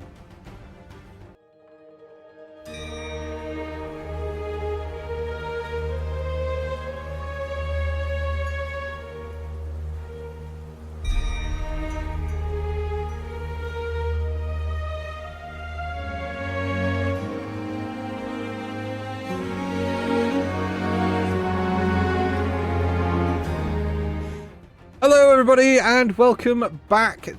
Hope that you've all had a lovely break. We have been trying to decipher many things with this riddle, and I realized during the break that I left out 2 lines of this prophecy which are key to the plot. My bad. You're not going to reread the whole thing for us? I can reread the whole thing, sure. Let's do that, because I feel like the people at home who are like doing that Charlie from Always Sunny with the board, and he's like, at home are going, it doesn't make fucking sense. I'll do it now. It's all right. He has ET, except and starts running his finger underneath it and having to mouth everything out loud to read it. Smacking your hand. Stop smudging it.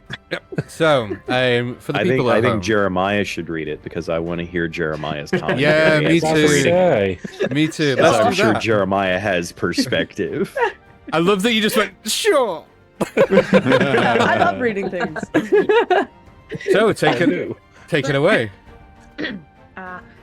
In the depths, where shadows dance and whispers weave, a treasure sleeps beneath the waves, awaiting those who believe.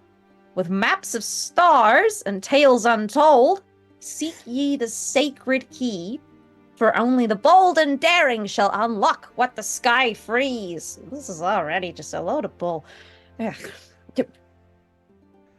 Beneath the gaze of the moon's silver light, where the tempest's fury yields to the calm of night, there lies a chest of wonders bound by ancient lore, guarded by spirits evermore.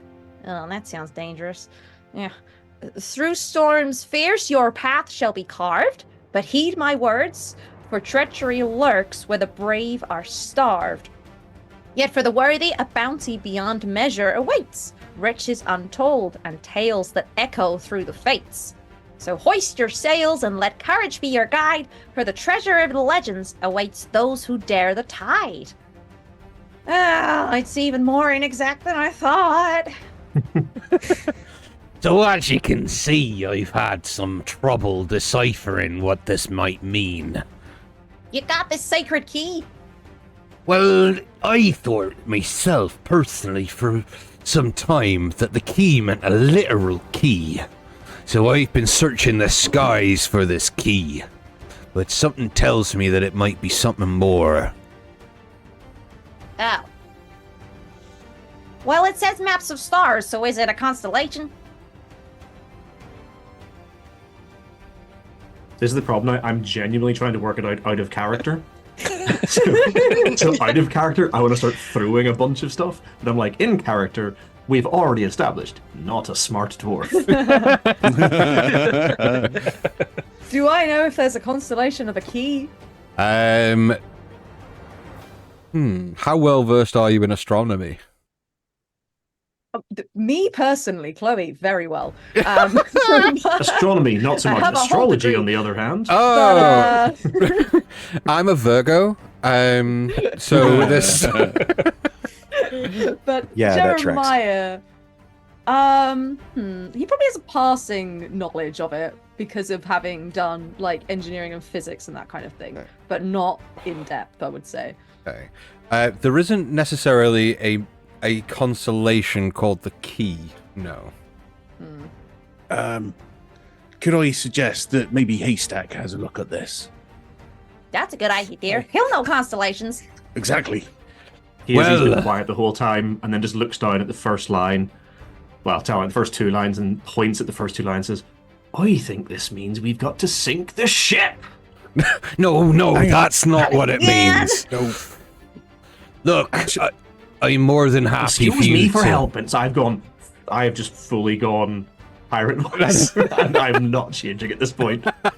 The captain turns and goes, Now, I imagine that you might want to discuss this with your pals, but please be aware that should the other members of the crew catch wind that we have no destination as yet, then that could They may cause... mutiny against you.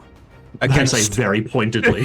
Everyone in the room just shares a glance. Like, that, but also morale would drop, and what is there a ship without a destination?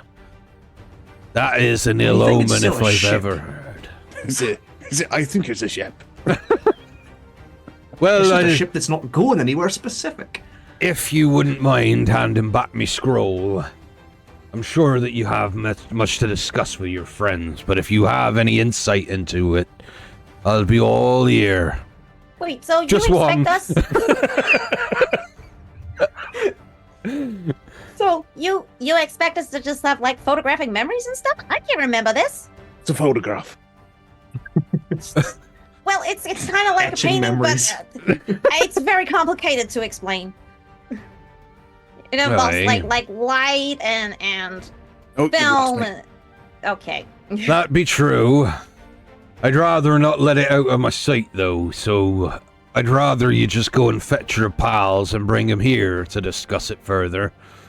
All right. I just mentally tell the others, just come to this room. He wants to speak to you. Jeremiah just starts walking towards the door, and you're like, no, it's fine. Put your hand on your shoulder. It's all right, I've got this. And then I just stare into middle distance for a couple of seconds. I'm too small to do it, but I try and stare into Hazy's eyes like, what are you doing? You just see, like, imperceptibly, just see my lips moving as I say, right, this Egypt captain doesn't know where we're going, so can everyone come down to the captain's quarters, please? And just me, but all you guys see is...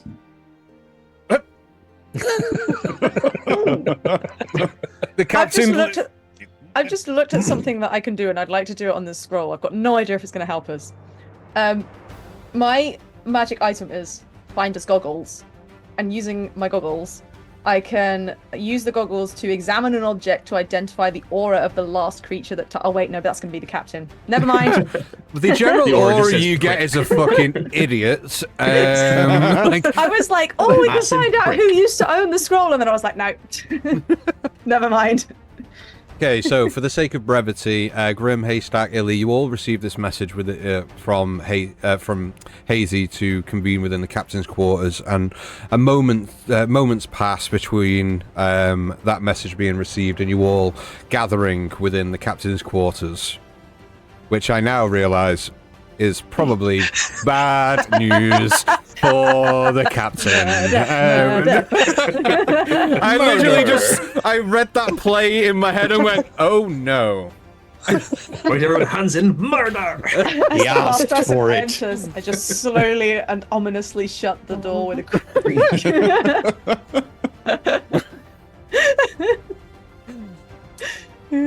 So you're all Right, gathered so within The the captain court. here has been very kind and has offered, if we help him find this treasure, to share everything with us 55-45, which I think is very fair. And I turn like with my back to the captain and wink at everyone.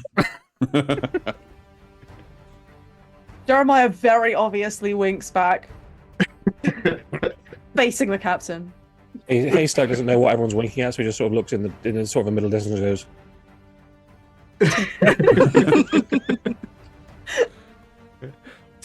So, would you like to read this? Of course. Please, for the love of shite, we don't need to Please. hear it again. No, it's a piece of poetry. It's really interesting. "Oh, I do love poetry. Is it slam? I have not been to a show in ages." Oh, Haystack, why don't you read it? Oh my god, no.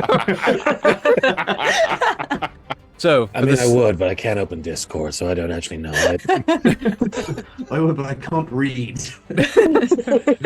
So, for the sake of brevity, you reread the prophecy out aloud again for the benefit of everyone around. So, Haystack, what do you think about this sacred keys, maps of stars, etc., etc.?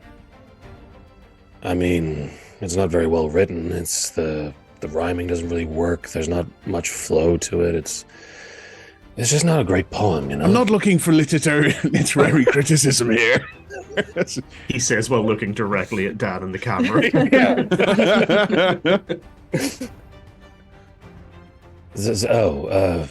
Keys. Do you know of a constellation or something in the stars that might form a key? No, it says star map. It doesn't say star, so I'm assuming it's more of a chart that works under maybe starlight or has something along that. Or the moonlight? Beneath the gaze of the moon's silver and light? Making... Maybe we have to hold the scroll underwater. I doubt that. That's really bad for parchment. Yeah, that would destroy it. Look, I'm just trying to help. It says beneath the waves. I'm just trying to help. Just out of curiosity, we know what waves are, right? There's not a lot of water where we are, like... We have oceans? Yeah, when I wrote this, I had in my head piracy as in proper, like, ships on ocean piracy, and then I was like... I got the premise of your own campaign. Yeah. That doesn't quite fit. But anyway, we'll move past that. The waves are not important. There you are. There's a clue. Yeah. Yes, but Hazy doesn't know that. Hey, Hazy, how'd you feel about a little light keel hauling? I'm trying to work out that's a euphemism. You're coming on to me. Do it on your own time. Well, I'm just still working like with some like obscure thing for like stabbing the captain. I just like again back to the captain. I said like look at you like. Oh no! You see, you did such a good job earlier when you were like hanging from the rope, and it seems that we gotta take this parchment down underneath the ship, like you say. So I volunteer you. I don't want to do it.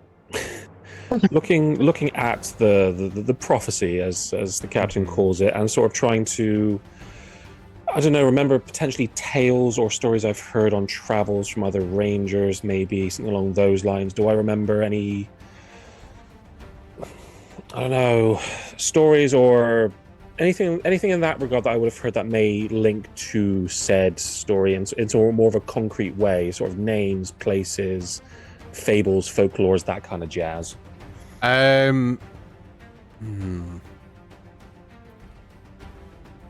So, make me a history check first of all. Oh, is that am I good at those? And just while he's rolling, can we be doing a check to see if we can work out the meaning of certain aspects of the riddle? Because to me, where the tempest fury yields to the calm of the night, to me implies the eye of a storm. Yep. Okay. I'm happy at this point. If you all want to break character to discuss this amongst yourselves, I'm more than happy for you to do that. My one thought is that since it says through storms fierce your path shall be carved, and we've already been through a pretty fierce storm, so maybe we're already there and we just need the key. Yeah, but the ship. I'm wondering if because didn't Dan mention earlier that one of us, I think it was Haystack, spotted more like storms on the horizon or somewhere nearby? Was there something about bad weather? We were. Is there somewhere that is like? One. Yeah. Is there somewhere that like is like we would know of as like a permanent storm? Like some sort of like magical feature that is a permanent storm that we have to go to like the eye of that storm? Yeah, is that something we would be aware of? It says through storms fierce your path shall be carved. But again, brave are starved. Well, that's specifically a question for the GM then. Yeah. Is there like a permanent storm we'd be aware of, like a magical storm somewhere in the world? That's the right sort of line of thinking. Dan, what was your history check? I've DM'd before, I know this shit. You're on the right line of thinking though. You're reading between the lines, which is what's key here. 15 is my history check. Okay. So you know from tales of other sailors and other frequent flyers through Erelon, that a lot of people who tend to spend a lot of time on ships, those devout individuals, those who like pray to gods and things, know that one member of the Pantheon, Zephyrion, who is the Tempest Lord, is also referred to as the Siren of the Skies. What have I invoked? Yikes. Jeremiah just immediately rips up the prophecy and be like, nope, let's just... No, going home. No. And to answer your question, Jordan, within Erelon, there is one notable location that avid captains and skyfaring folk like avoid at all costs. It is essentially, as you said, a constant storm. I will give you this bit of lore because why the fuck not? We're all here to have fun, so I may as well give you like a few pieces of this puzzle, right? There is a huge storm within the skyscrape of Erelon, and there is a fabled location within there that people make a tale of this small island called the Isle of the Astrals. Now, this isle is, through folktale and hearsay, people believe that that is the home plane of the Tempest of the Skies. However, Double ripping up that thing. However, what people do not know is, and what is always a little bit hazy when you speak to people, is that some accounts will say, oh, that they encountered such a fierce storm off the Isle of Nimbusi. But then other individuals will say that they found it on their journey between Skyhaven and Lumina, which is thousands and thousands of miles away from Nimbusi. So the tales are always different about the location of this place. Mm-hmm. So I'm going full like sort of like lore DM thoughts here. Is this then like, are we aware of stuff like the elemental planes and stuff, and how there are like locations that could be tied to other planes of existence? Is that something that would be like general knowledge in this setting? It is known that there are other planes of existence. How often that they are traveled to and from, and how much tie that has to the current material plane is very unknown. Just thinking, is this something that could be like it's a place, but it's not a place of our plane of existence, and it's actually like moving? That is a very good question. And you would answer for yes. But that's the right question, right? Like putting two and two together. There's varied accounts of where this huge storm is within the world. That storms often move throughout the skies, but islands in the center of them, that doesn't make sense, right? However, you don't know where it is. Nobody knows where it is. Like, there's storms all over the place, but nobody knows where the storm is, if that makes sense. It's gotta be in where the brave are starved. Yeah, and the bold and the daring shall unlock what the sky frees. So I'm assuming that, I don't know, gotta be bold and daring. Well, where the brave are starved would make me think that actually we don't have to go into a storm at all, and it would be something really calm and boring. But I think I'm on the wrong lines there. But my other thought was, what, Jordan, did you write down those three places that it was potentially near?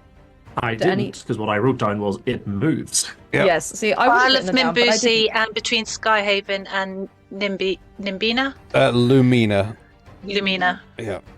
Trying to think if any of those sound in any way like cowardly or the opposite of brave. You guys know that none of these islands are described as such. They all have the various, the various place in the world.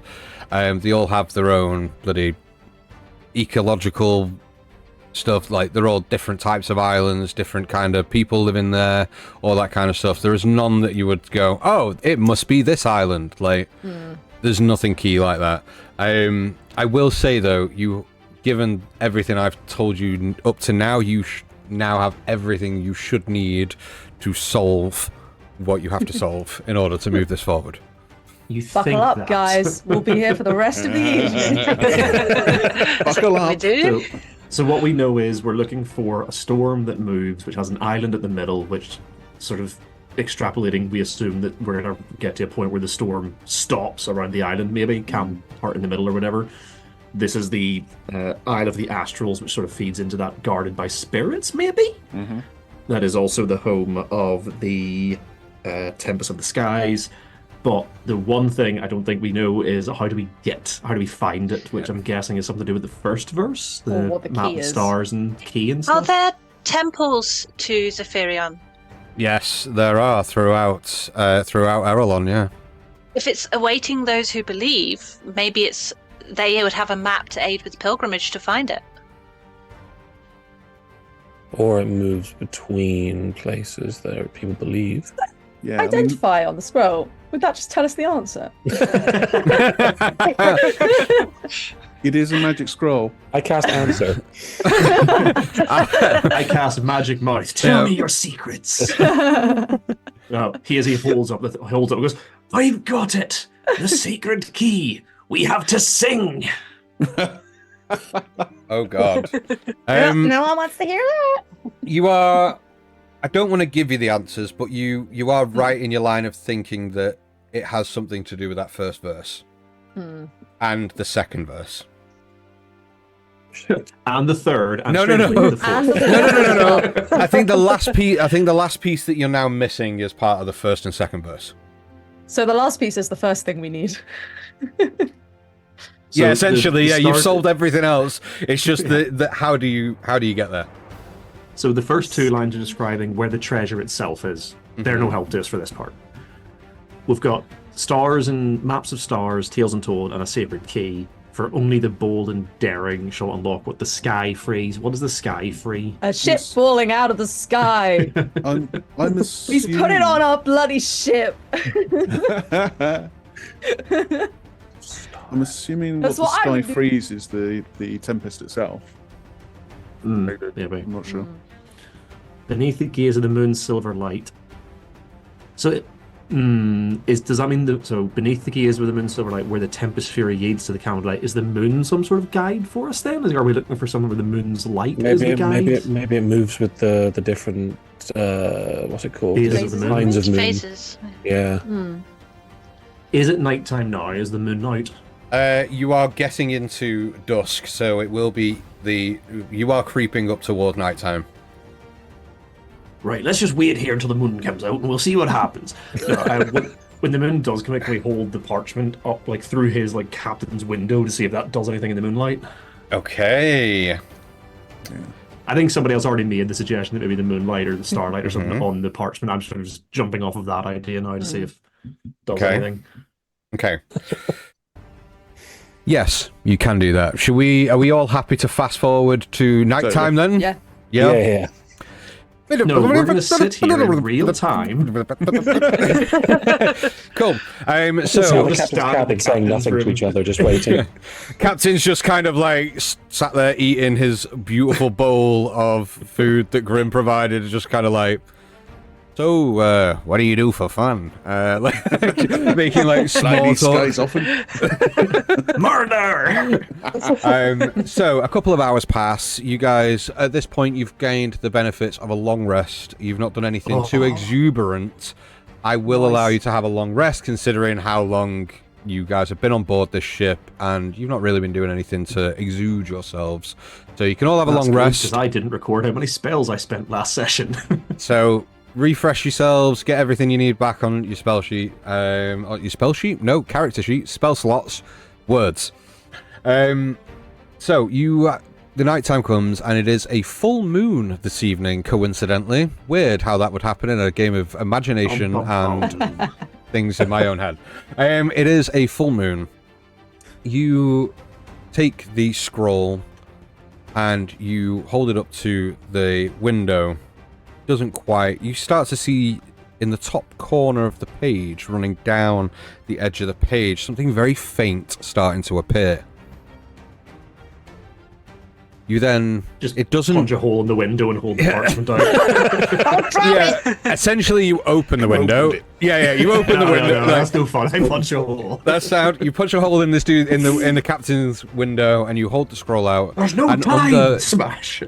direct moonlight, on the right-hand top corner, running down the edge of the page, you start seeing numbers. Sequential numbers at first, so there'll be sets of numbers in 3s and 3s running down the edge of the page. For the more avid sailors, you know these to be coordinates, longitude and latitude. What about height? Therein lies the key. I, with the parchment in one hand, just pick Jeremiah up with the other so he can see the parchment through the window. It's all gibberish to me. Jeremiah takes a photograph, which is completely new technology for its age, and will probably I've got like a tiny, like old-timey camera, Like- and I'm like, wait, we gotta be here for like half an hour, just so it can develop. I could just write it Imp down. can only fully paint so Discworld. fast. I was going to say it's fully Discworld. It's not technological. It's a little imp painting. Yeah, exactly. So you jot down these coordinates, and you go over to the captain's table where he has shrooms of different maps, and start looking for longitude and latitude and where you are in relation to it. Haystack's going to pull out his navigator's tools at this point and start, with a very surprising degree of skill for something you never really seen him do much, start like really plotting very well across like maps and measuring things and bringing out like, you know, sort of the little points where you can sort of twiddle it across to draw certain amounts of distance from things. Okay. So you start doing that, and something becomes extremely apparent. That the points, the coordinate points on a map are in random locations. It's not like point with a route as such. It is pointing out random locations on a map. And when you start looking through the coordinates, they're broke down in 12 chunks. So it's a block of 12 coordinates, and then the same block of 12 coordinates, and the same. So there's 3 blocks of the same. Does that make sense? So there's 12 lines of coordinates blocked in 3 or 4 different blocks, but in 12s. There's 36 in total. I just like scrabble and push Haystack out the way and start drawing lines in between them all to see if they all intersect somewhere in the middle. Excellent. You do so, and they do intersect it, but in 3 separate points. 3 Guessing separate it points. jumps between each three of these points. And we need to work out where it's going to be at what point. Is there Okay. anything we just in character would know? Like, is there anything different about the sort of calendar year in Erewhon? It's still a 12-month year. But it's 3 different sets of 12. That doesn't really help. Like is it a time? Like a clock? I don't know what that would be there. Is there any overlap between the 3 different sets? There is.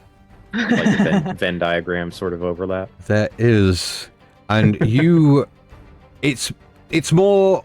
The closer you look at this and the harder you concentrate, the harder it is to see. But Grim, as you're step back a few paces, it becomes extremely apparent that these 3 jump locations that you're trying to establish are equidistant from each other. It's a big triangle. It's the Strongest shape. In the middle of the triangle? Or the points. Given where we were as to where we are now, which point would we be closest to, given where we are currently on the map we are looking at? You deduce that you are around 2 days' travel from the most northerly point on that map. So as you look at, let me see if I can do this. 1 second. I'm sure I've got a map of Erewhon on the owlbear.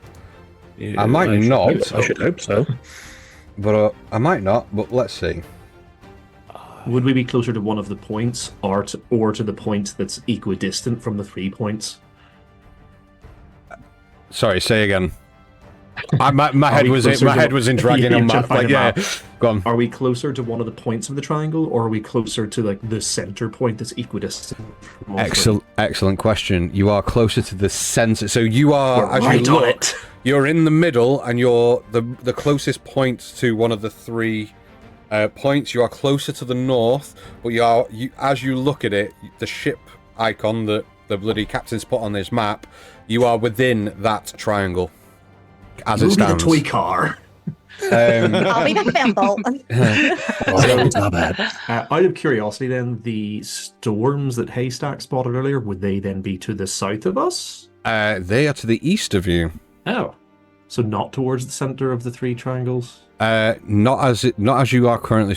Not where you are currently. No. Let me try. I'm trying to find this bloody map because it'll make it easier if I could show you. Triangle, or is it 3 separate ones? What? So no, like you go find the map. You go find the map. Yeah. So we've got the 3 sets of 12 numbers. We then find the center point of those 3 different sets, and then those 3 different sets center points have made a triangle. There you go. Yeah. Yeah, so it's still one big triangle. Though. One big triangles in it. Yeah. Okay, let's do this. So, I'm going to change the screen so the people at home can see what we're discussing as well. Here is the map of Erelon.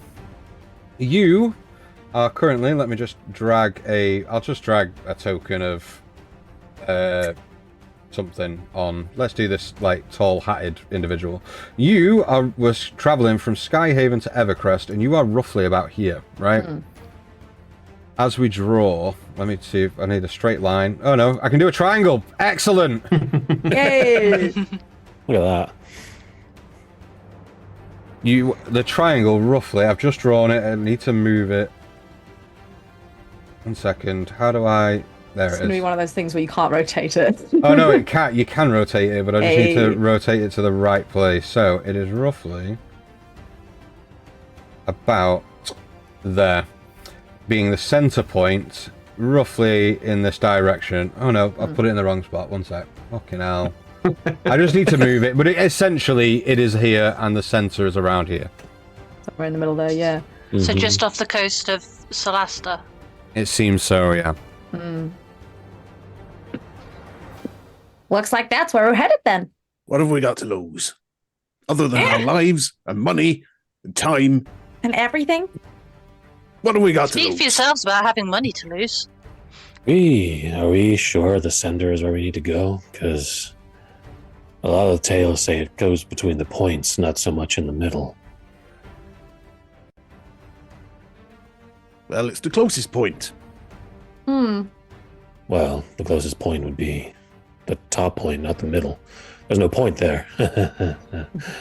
Just sail it. Well, see, I don't think there's anything. Well, actually, that's a good question. The triangle you just drew on the map, are any of those 4? Because I wasn't thinking about that. Are any 4 points in the triangle? Any of those 3 points? Are any of those points on the route of that triangle? Or any of those locations that this storm has been described as being before? It's an excellent question. Yes. Oh, those are 3 points. Yes. So, if you remember what I said, let me see if I can change this back. I mentioned earlier that looking at the map, people claim to have seen it near Nimbusi. Nimbusi being here. Others claim to have seen it between Skyhaven and Lumina. You've got 2 other coasts. So they are reported locations. Yeah. Right? Now, that is an interesting circle that you've just added. I'll put this on. It's travelling along that line. Well, that's what Yeah. I thought it was traveling, but I was trying to work out if it was like teleporting or if it was following this route, which is why I think, Or if yeah, it's following the route. So we have to like pick a direction and then follow the triangle either clockwise or counterclockwise and hope that we run into it. unless it's just like an illusion going around the triangle. And no, we're already inside the triangle. That wouldn't make any sense. It's the Bermuda Triangle. We've all actually disappeared. We don't exist anymore. So, it seems to me that you've got a firm grip on what to do next. We just need to know exactly where we're going. Well, the question is are we going to the center or are we actually going to the triangular path? I think we need to follow the path. Well, to be fair, what's it going to be? It's going to be what, a couple of days out of our time to just head south to that center point, see if anything's Go there, there and then we can first. head. Yeah, we can head to the edge. And we could always ask at the port there if anyone's had reports of a storm. Yeah, exactly. That sounds like a good Actually, plan. at what point have we last heard that storm has been? It varies. This is the thing, like, because it's word of mouth, isn't it? This isn't like it's a studied phenomenon. It's very much like, oh yeah, like we encountered the fiercest storm to ever like breach our sails. It was in this Not on the shipping location. forecast. Yeah. You would think if there's like one of the greatest storms in the continent just doing a route, somebody would have tracked it by now. Jeremiah's probably done it back. at some point, but forgotten that he's done it. Oh, it's that. So, Oh, you mean my undergraduate thesis? what's the plan, guys? Hazy looks very meaningfully towards the captain.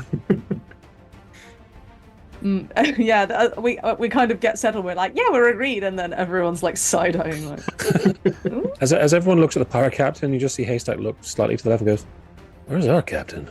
That's a really good point. Just I'm sat in the sure she's fine. canteen. None of you have seen her since you all went about your business on board the ship. You just kind of like went your separate ways, and nobody's seen her since. Glad we brought her on board. I'm sure she's definitely not plotting our demise. Or just dead. Turns out she's actually the big bad evil guy the whole time. Yeah. This guy is just an idiot. That was the storm lord all along. So, what's the plan? Do we need I this mean- guy? If anyone makes a move to their weapons, I am ready to fuck this guy up. Looking to the map and sort of pointing to the point closest to Lumina, Haystack sort of turns to him and goes, "I think we need to follow the route. It's either going to be there near Lumina, there near Nimbusi, or back up towards Skyhaven. I don't think it goes through the middle. I think it goes between the points of the triangle. I say we head to the closest point. We're either going to meet it or find the route and work our way towards or back around towards it." And a weird moment of clarity as the haze removes itself from his face. Only problem, we got Quite all right, no Haystack. idea. Only problem, we got no idea where it is right now or what direction it's going. Yeah, we could just because- continue following it forever and not know. Captain, how many supplies do we have on board? Enough for a month or two. Excellent. I mean, We pick back up with this group 6 months later, as they've been moving around this triangle at the same speed as the storm. Like, fuck! we've started our own show called Storm Chasers. We're just following it around. Yep. There she be. No bollocks. She's gone. Well, I think it can't harm to check the center first. Well, I mean, we can. I suppose we're the closest to the point of no return. So, if nothing else, we can look out and see if we can see it from really far away. Maybe if it's that big, or that deadly, it might just appear out of nowhere. I don't know. I hope it does. That would be fun. Yeah, I look to Grim. Is Grim readying to kill the captain, or are you just going along with what everyone else does? All hail Captain Jeremiah! Guiding bolt to his face. Amazing. I ready Rave Enfeeblement. Are we... I just get distracted and go, oh, I like the sound of that. Yeah. Okay, I'm going to ask you in all seriousness, do you cast Guiding Bolt at the captain? Yes, Yeah. I've been waiting. I've been Okay. sitting quietly this whole freaking time. We've got the Hey. information we need. Okay, go ahead and roll me to hit, please. All right. Well, he was starving his brave crew. So Yeah. now we're betraying him. He's I'm up patched for the it. ship up all wrong. They could have died at any moment. I'm up for it. That's fine. Go ahead and roll me to hit. How small is this room? Benny flies over and starts getting in the captain's face, so I get advantage on it. Okay. Sure. Grim's just been silent. Grim's just been silent the entire time plotting as we're like, yeah, this is where it could be. That's a 15 to hit. Oh, please say that hits. Please say that hits. 15 does hit. What level are you casting the spell at? I'm a warlock. Everything is cast at max level Okay. for me. Oh my god. That's 29 points of radiant damage, and I'm gonna add, because I can add radiant and fire, I'm gonna add an additional d6 to that, so 34 points of total radiant damage to this guy's face. Damn. And if he's still alive, the next attack against him has advantage. Yep, he is Yep. still alive. But this is a surprise round because the captain's guard is well and truly dropped, thinking that you're all good friends now. Cool. Can I use the red That's your enfeeblement first I was going to mistake. use? You can do what, sorry? Red enfeeblement. Of course you can. Yeah, absolutely. So that add advantage because of the guiding bolt is going to be a 22. So a black beam of enervating energy springs from my fingers. On a hit, the target deals only half damage with weapon attacks that use strength until the spell ends. It can make a con save at the end of each of its turns to try and stop the spell effect. Okay, so you guiding bolt, boom, straight in the face. The guy starts tipping back in his throne-like chair as he gets hit with ray of enfeeblement. Yeah, my hand reaches out, and again, like you saw before, for a moment, the skin almost like goes spectral, or not even skin, but you see this like spectral tattoo light up down my hand that like, looks like a skeletal hand on top of mine, and the energy springs forth from that, striking him in the chest. Excellent. Next up, who wants to go next in the kill the pirate scene? I'm just gonna march over and shoot him in the face. Nice. Nice. No, I don't officially actually have a gun because it's technically my spellcasting, but I do have a crossbow, so I'm gonna flavor it as that. Nice. Go ahead. That's a D12. Let's not roll that. Ooh. I've also just realised with the surprise round, I probably didn't need to bother with Ray of Enfeeblement and could have just attacked him. Wondering what you were doing, but just in case he survives the first round, we don't know what level Dan has made this guy. Okay. It's a 14. A 14, unfortunately, will not hit. Oh, I was Hang on. It is a surprise round. Did you roll advantage? And you also, advantage. Oh, yeah, I and see. you did also have inspiration as well if you wanted to use that. I know. That's what I had that, and so I was like, "Is a 14 enough?" Now we know. Well, the advantage didn't help, so I will use that inspiration. Go ahead. Come on now. Come on! Oh, I just rolled a 3 twice. So oh, no, mate, unfortunate. 14 it is. All right, Okay. Jeremiah's no longer the captain. Long live Captain Haystack. Okay, who wants to go next? Illy, go Glowing on. dagger. Sure. Oh! Valkyrie dice again. Was that a natural 20? Nice. Oh my god. There we So go. you waited. Valkyrie dice. Nice. It's the Waited or waited. jackalope. No, it's not the jackalope. It's the Mary Lewid. Oh, so nice. Yeah, ahead. a really nice friend. Go ahead and roll me some damage, double the dice, and you also get a chunky crit. Indeed. I'm nice. just gonna get enough. And of course, I have sneak attack on it as well. You do, yeah. It's not. Yeah, that's. Yeah, I really begin to think I wasted the spell slot on Red. See, But it should've looked done- cool. It was amazing. That's 26 points of damage, Okay. which is it's psychic damage as well. Okay, excellent. Now go ahead and roll me a d20, please, as you roll on the critical hit table. Ooh. 9. Oh, the blow smashes the foe's nose. Inflict an additional 2d6 damage with this strike as blood streams down the enemy's face. Rum. Rum, thank you. That's another 7 points of damage. Additional 7. Excellent. Thank you so much. He is still up, though. And then my Oh. second blade goes off, but that is a 15 to hit. Will hit. But that is only 5 points of psychic damage. Okay. Again, still up. leaving Haystack and Rebus to come in clutch at the end. Who wants to go first? Sure, John. Yep, go. Okay. Either. Doesn't really matter. I can go. Sure. Stop being so British. Sorry. I do apologize. Excuse me. I'm in After charge. you. I will wait. Would you like to crush this man's skull in? No, you go first. I do insist it be you, sir. Okay. It's a 19. Okay. And then that's +7. That's a six, Will definitely hit. yes. Okay. So, what is that? That's so. Rebus pulls out his two flails, one to the face. Where are you, D8s? My poor pirate captain is being brutally massacred in his own chair.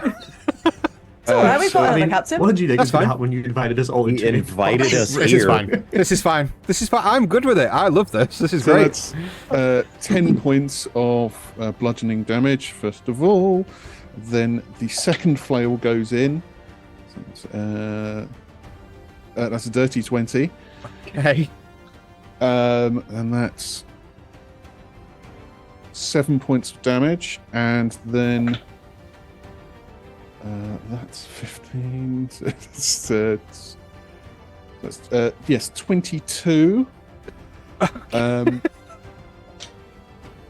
That's 11 points of damage, and with that as well, on that last, bear with me. Yeah, on that last hit, he's going to do a distracting strike. Okay. Which basically means that I can also add a superiority dice onto that. Okay. Yes, so that's what is that? D6, I believe. Holy shit. Oh, and that's a 6. An additional 6. That's an Okay. additional 6. And Dan's just changing his max HP I'm over not. and over and over I again. promise you I'm not. I'm literally just watching it go. boop, boop, and boop, boop, boop. the next attack roll against him will have advantage Okay. if the attack is made before the start of my next turn. Okay, so here's what happens. You all kind of side-eye each other, and Grim just immediately just goes, boom, enough of this, all hail Captain Jeremiah. Guiding bolt smashes into his face, swiftly followed by a rave of enfeeblement as he begins to topple back. As Jeremiah steps forward and fires their pistol, it hits the chair, causing the chair to tip even further. 2 daggers pin him to the chair, and he begins to fall as 2 flails just crash and concave the side of his head in. As he falls back, attached to his chair, Haystack, you walk over, and with he reaches up and goes, "No, please." Reaching up in desperation, seemingly on his last legs. What do you want to do? I genuinely imagine Haystack was stood against the desk that he had, facing everyone. I just had an image of one bee coming up and going, boop, and that's it, done. Trying to make a good case for why we should go here, and this will be friendly. Suddenly, like everything goes straight past him. Bits of hair just sort of singe as he sort of stands, glassy-eyed, as you all just bum rush the captain behind him and fucking right up. Sort of catching back up with the moment, turning around to look at the captain and just says, "Why did we do? Okay, well, or and because he's long range, he's going to walk to the back of the room, pull an arrow out, and just go. I mean, sorry, at this point, it's just kinder to let you go, and just one between, just one in the head, just. Sure. Go ahead and roll me to hit with advantage. I was genuinely prepared to have a captain friend. You have one, but she's fucking. You don't care about her. I mean, from what we've seen, they're both useless. Yeah, that's fair. That's a fair statement.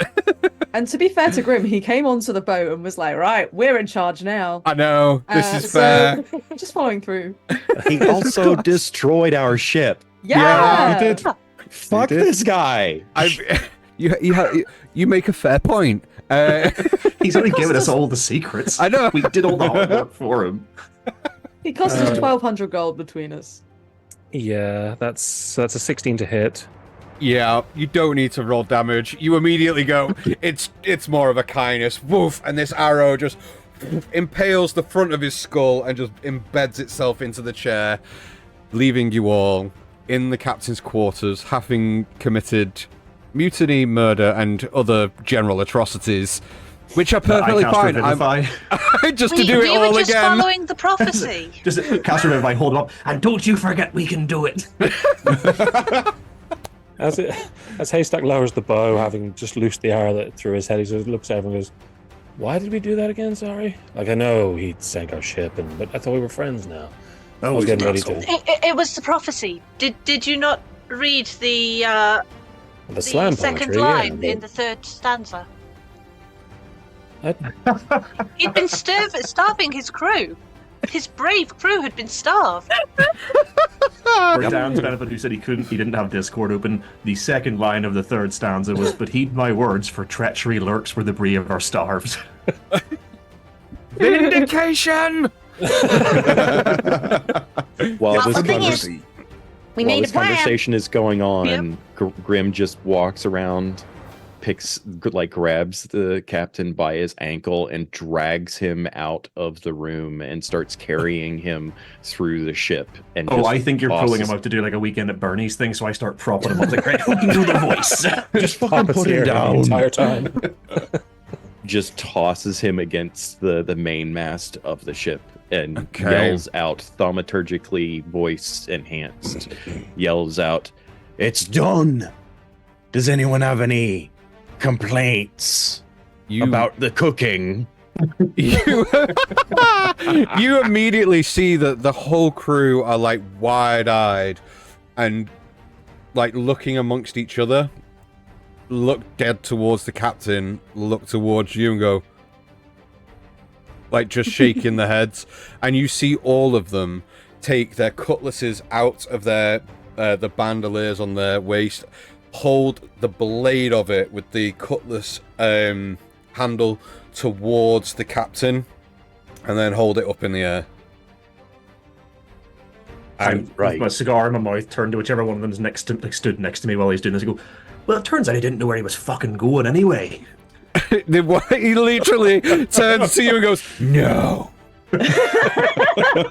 He's been leading you on a merry goose chase. What? You'll be glad to bastard. hear that we've worked it out. I've We not know where seen we're my wife and kids in 6 fucking months. Now, don't you worry. We're just chasing a magic storm that moves around the continent. We'll have it sorted in no time at all. We're chasing a what? Don't you worry about it. Oh. Get a rain brace.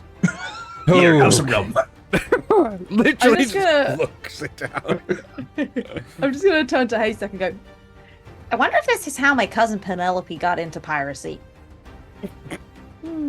Not following the conversation that you just started to, he just sort of looks around and goes, "Is Grim getting really intense, or is it just me?" Oh, he's always been that intense. You just haven't seen him in the kitchen. No, okay. It's done now. I don't care. As you Well, are, we're okay. as you have now claimed the ship of your own, the captain of the previous ship steps out from the lower deck and goes, "Avast, mateys! Man your stations!" Hand over the mouth. And goes to start walking up towards the ship. She's like, "Oh, I just kind of thought that now that we were in need of a captain, and with my No, experience, we're doing this behind by democracy now. You sit down. I'm really good at captain stuff, though, and you know this ship really Look, kind we'll of." meet halfway. You can turn the wheel. I've already got the captain's hat on. I have no intention of being the captain. I'm just like hats. I've prestidigitated the blood off it. Ah, gee, Like, yes. give them a pat on the back. Like, you go turn the wheel. We'll handle the rest of it as a party. Don't you worry about it. The remaining crew members start stepping towards and go, "Well, a ship without the captain, well, that's no ship at all." It's an ill omen, I tell you. Roll I my mean- eyes. Fine. Jeremiah is the captain. Yarr! All hail Jeremiah! I'll take it. Everyone's like swords in the air, pistols are being shot in the air, and you're just like, Don't waste ammo. Well, firstly, this ship really does not meet health and safety expectations, so we got a lot of work to do.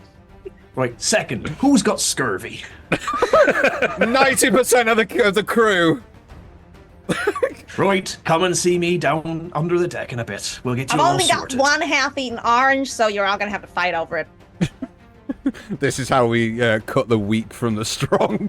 One orange, go. So Meanwhile, Some of Grim you just may heads die. down below deck, mumbling something about, I've got to deal with my focaccia bread. So, you all have a ship. You all now have a captain. For the sake of brevity, Jeremiah and I'm going to say, the second in command now, the old captain, man the helm and start heading off in the direction of the center of this triangle on the map that you guys have put together. Yeah, the old captain has to steer the wheel because Jeremiah can't see over the top. Exactly, yeah. Jeremiah's far too small. Yeah. Just there for moral support. So, you guys are going to More be... face of the ship than anything else. You guys are going to be traveling for a couple of days. Is there anything anybody wants to do within that couple of days as this journey unfolds? I joked about it, but I do generally, as the medic, this is now our ship, so it is my responsibility to make sure the crew are healthy. So I do genuinely spend time.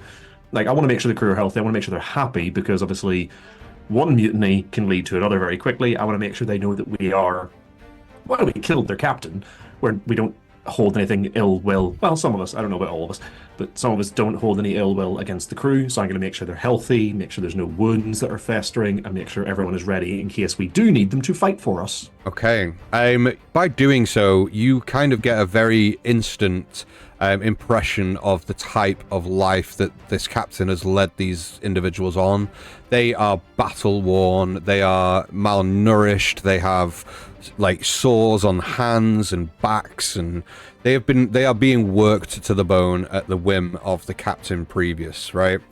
So you spend, and we're talking a big portion of this crew is of that kind of nature, paired with 3 very nutritious meals at like the right times. The crew after a couple of days start getting back to a good level of fitness and a good level of health, paired with They get you some nice obviously glossy coats, their noses are wet again. you know, well, do you know what I mean? Like the blood's I know all finally about coming human back. anatomy. The blood's finally coming back to their cheeks. They are. You see the shifts that these guys put in are longer now, rather than the 3 hours on, 3 hours off they were doing because they just had not the energy to do more. And you, by doing so, you get the morale of the crew up, and they are in high spirits. What's funny is you said about the 3 hours being short. You know, the traditional routine on a ship was 4 hours on and then 4 hours sleep, 4 hours rest. Yeah. Yeah. So, but hence the 3 So, because. I was like, you were so close. Like, was that intentional? Oh yeah, because the malnourished and the worn, so that's why it's gone Yeah. from 4 to 3. So it was intentional. Thank you for you can have inspiration, Jordan. That was very good because of your naval history knowledge. That was amazing. No, Well done. strangely enough, it's from the group I mentioned last time, the Longest Johns. They have a song called 4 Hours, and it's all about the 4-hour work shift. Yeah, nice. I'm actually going to see them tomorrow. Oh, I really want to see them live. Enjoy. So I good. will. So you can have inspiration, sir. Well done. Anybody else? Jeremiah? What are you going to be doing? I would like to preface this with this: it's definitely an emergency measure, Yep. but I would like to find somewhere in the ship that I could rig up so that I can, from a bomb. distance, make the ship explode if I need to. Really? Essentially, that's what you're doing, That was right? what I was going to do. So I go. was With the joking. idea- and then Have a you said it, I was like, self-destruct measure. "No, I see it.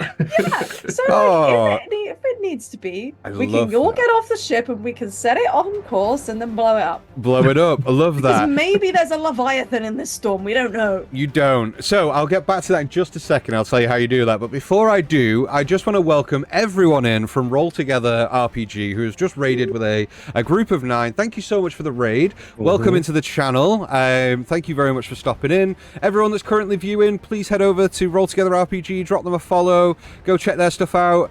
And thank you so much for joining us this evening. Thank you so much. So, Jeremiah, you go down into the main hull of the ship where all the casks of gunpowder are typically stored in the dry room. You don't tell anyone where you're going, and you rig what is essentially a huge bomb in the bottom of this airship, just in case. I'd like to know what the trigger is, though. Like, is it a remote detonator? Is it a?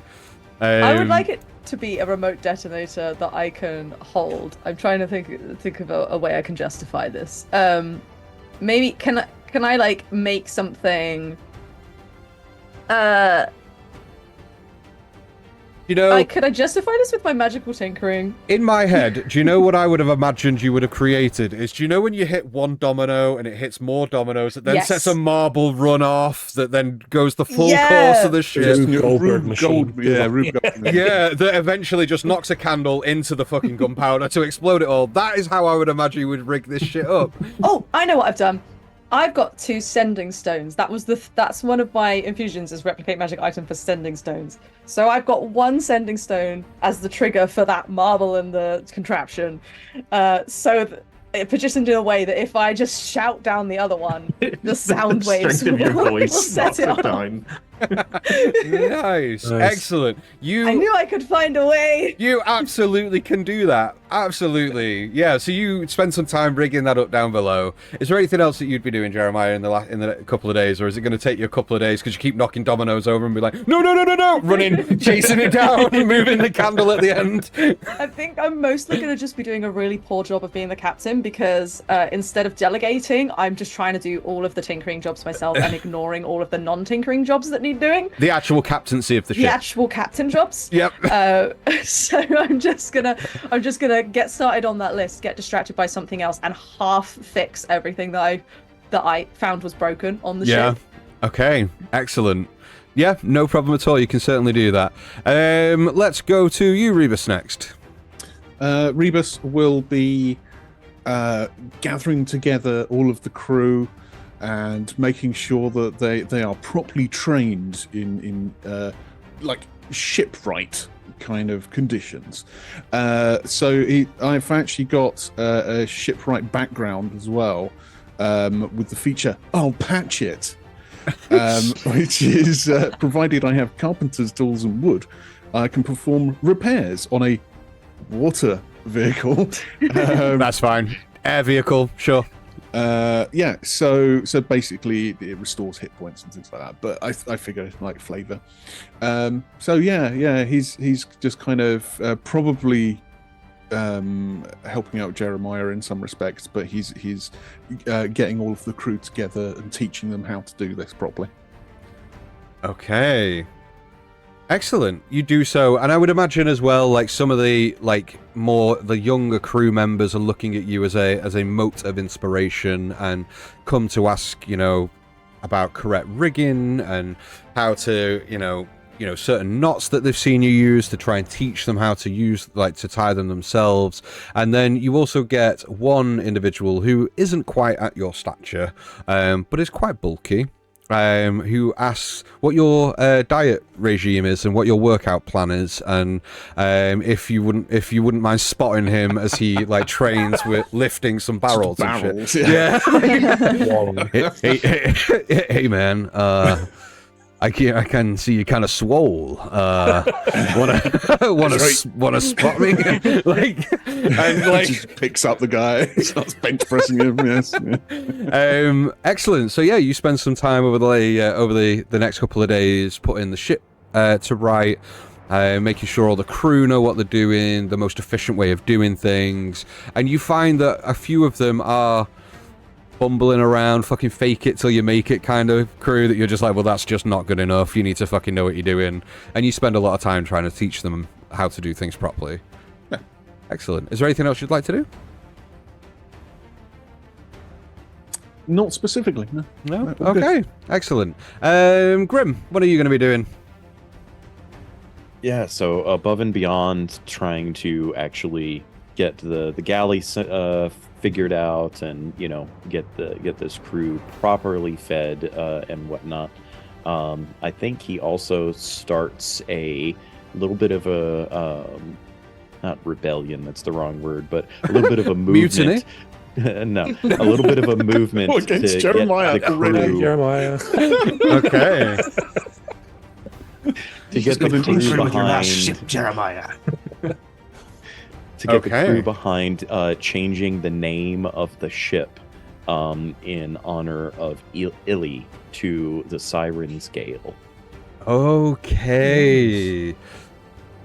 I think, given the meal that you're providing and the heart... Total bribery. It is complete bribery, and it's very much like, as you're like serving it up, you're just having... You kind of repeat the same conversation with every third individual, like, hey, I've been thinking, like, the ship now needs a new name, and like...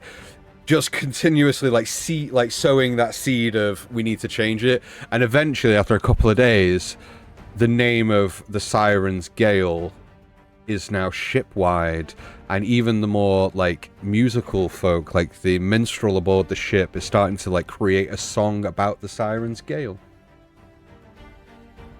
Excellent. Is there anything else you'd like to do during that time? No, I think that's more than enough for Grim.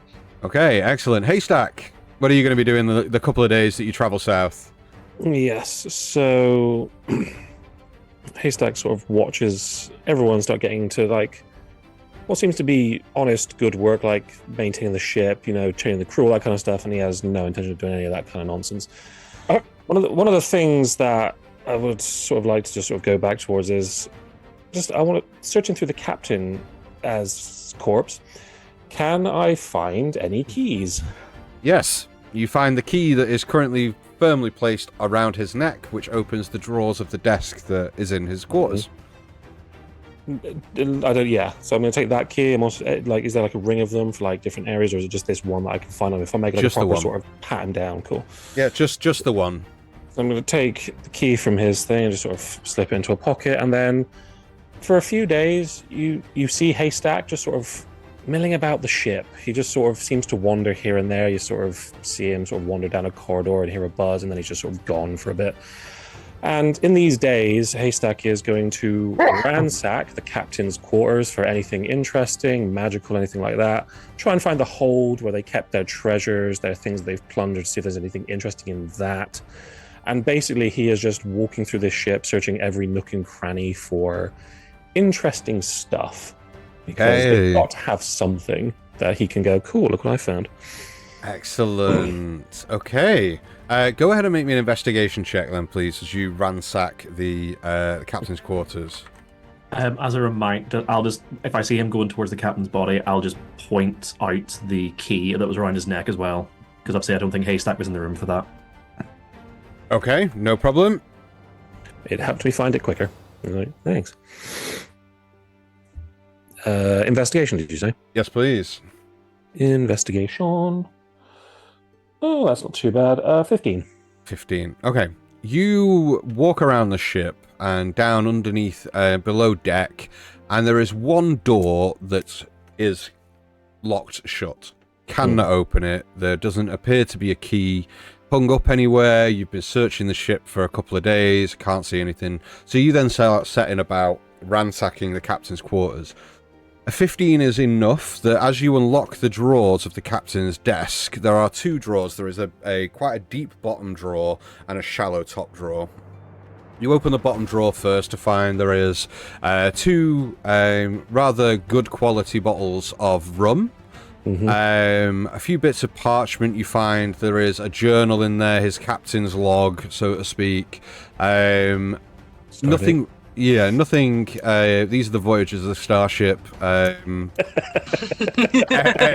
Enter name here. But you don't find anything of that piques your interest as much in that bottom drawer. And as you open the top drawer and start like moving a few kind of like bits and pieces around, you kind of step away from the drawer, and where the bottom of the drawer is, as you look into it, based on how deep the drawer looks on the outside, you kind of like start pushing the bottom to reveal a false bottom in the top drawer with that investigation check, revealing another key.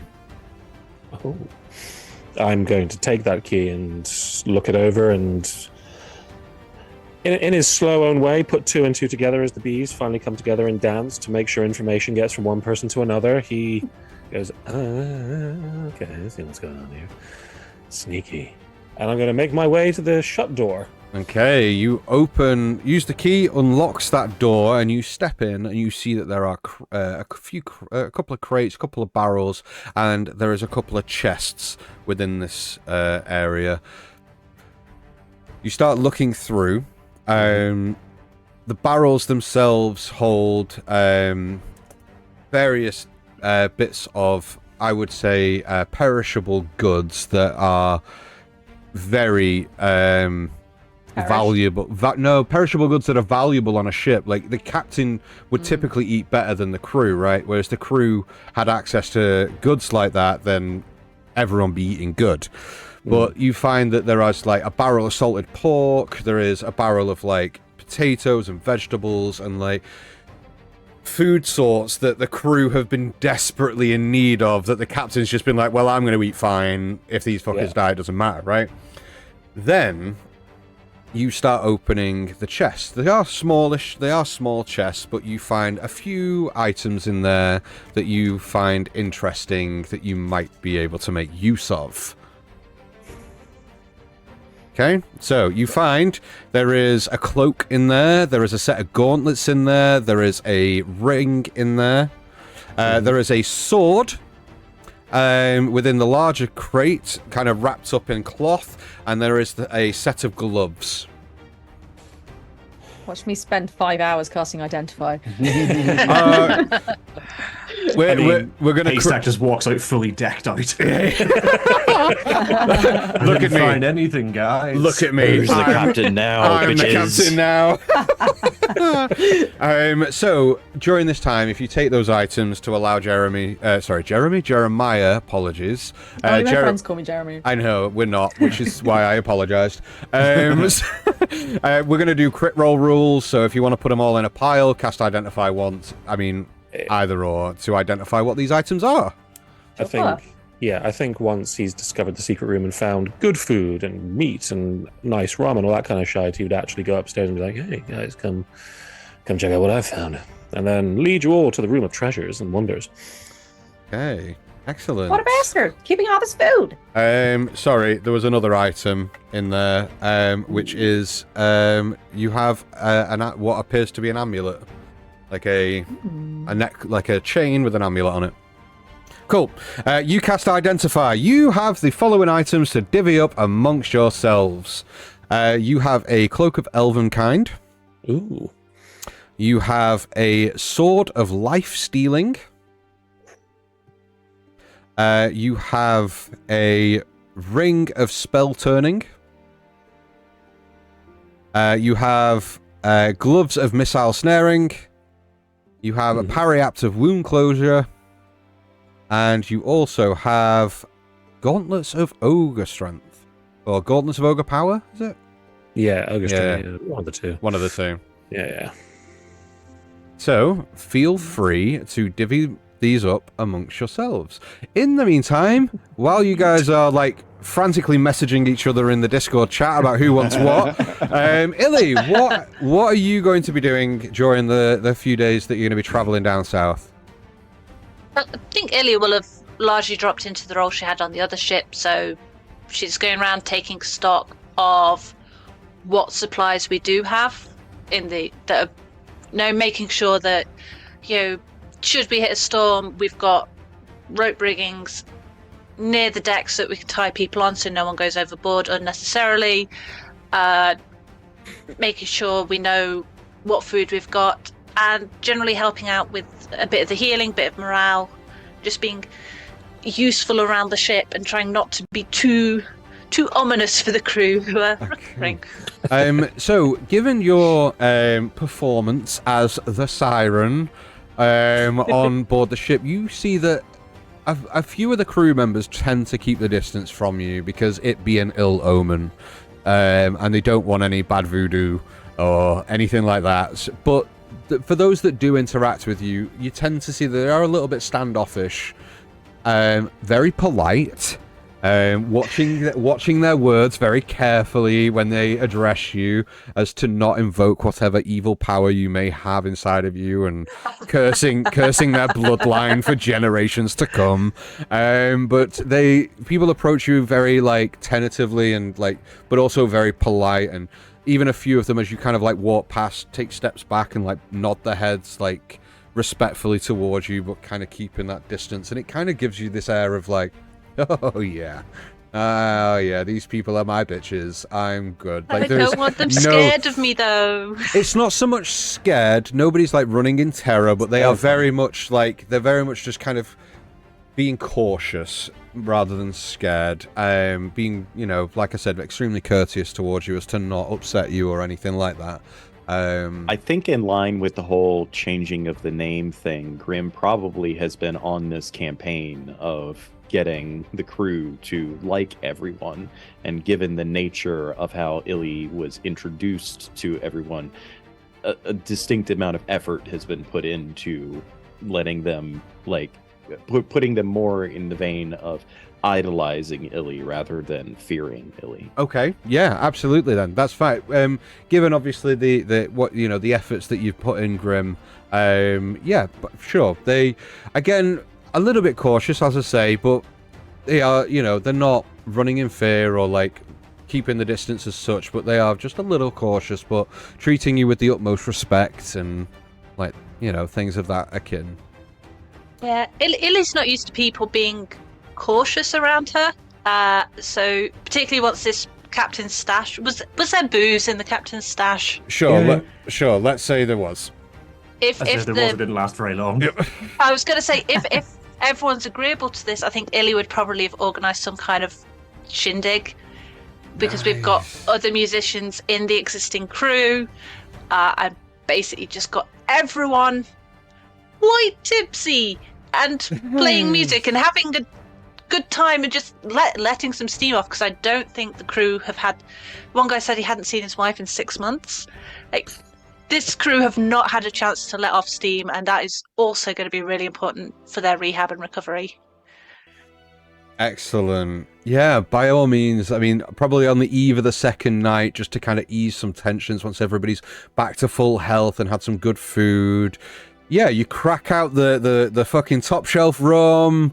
People are like having a laugh. There's music playing, and it kind of genuinely lifts that tension from the air and puts the ship, heading on the right path, for want of a better phrase. So, a couple of days pass. This is the morn of the fourth morning. You all rise, set about your day-to-day tasks around the ship, as you are within a few hours of your first destination. Haystack, I would imagine that you're going to be keeping a lot of time, spending a few hours in the crow's nest, keeping an eye on the horizon, and as you look out, you see that off in the very far distance, off towards the west as you travel south. So as you travel south, as you're pointing in that direction, it's off to your left-hand side. So it's essentially it's east, but where you are, it's on the westerly point of the ship, right? So you look out and see the Isle of Solasta off in the distance. In the general heading of where you're going, you see that there is a small collective of darkened cloud, and only breaking every now and again with this very faint flash of light, as if a storm were to be brewing within. Mm-hmm. You are a few hours out from there, but that generally looks as to the center point of where you've been heading. Yeah. If everyone's on deck and Captain Jeremiah is at the helm, telling our old captain which way to turn, he will just make he'll make very obvious the direction of the storm, its severity, and just sort of give everyone a good point to over there, and allow the captain to decide what we're going to do. Okay, Captain Jeremiah, what be the plan?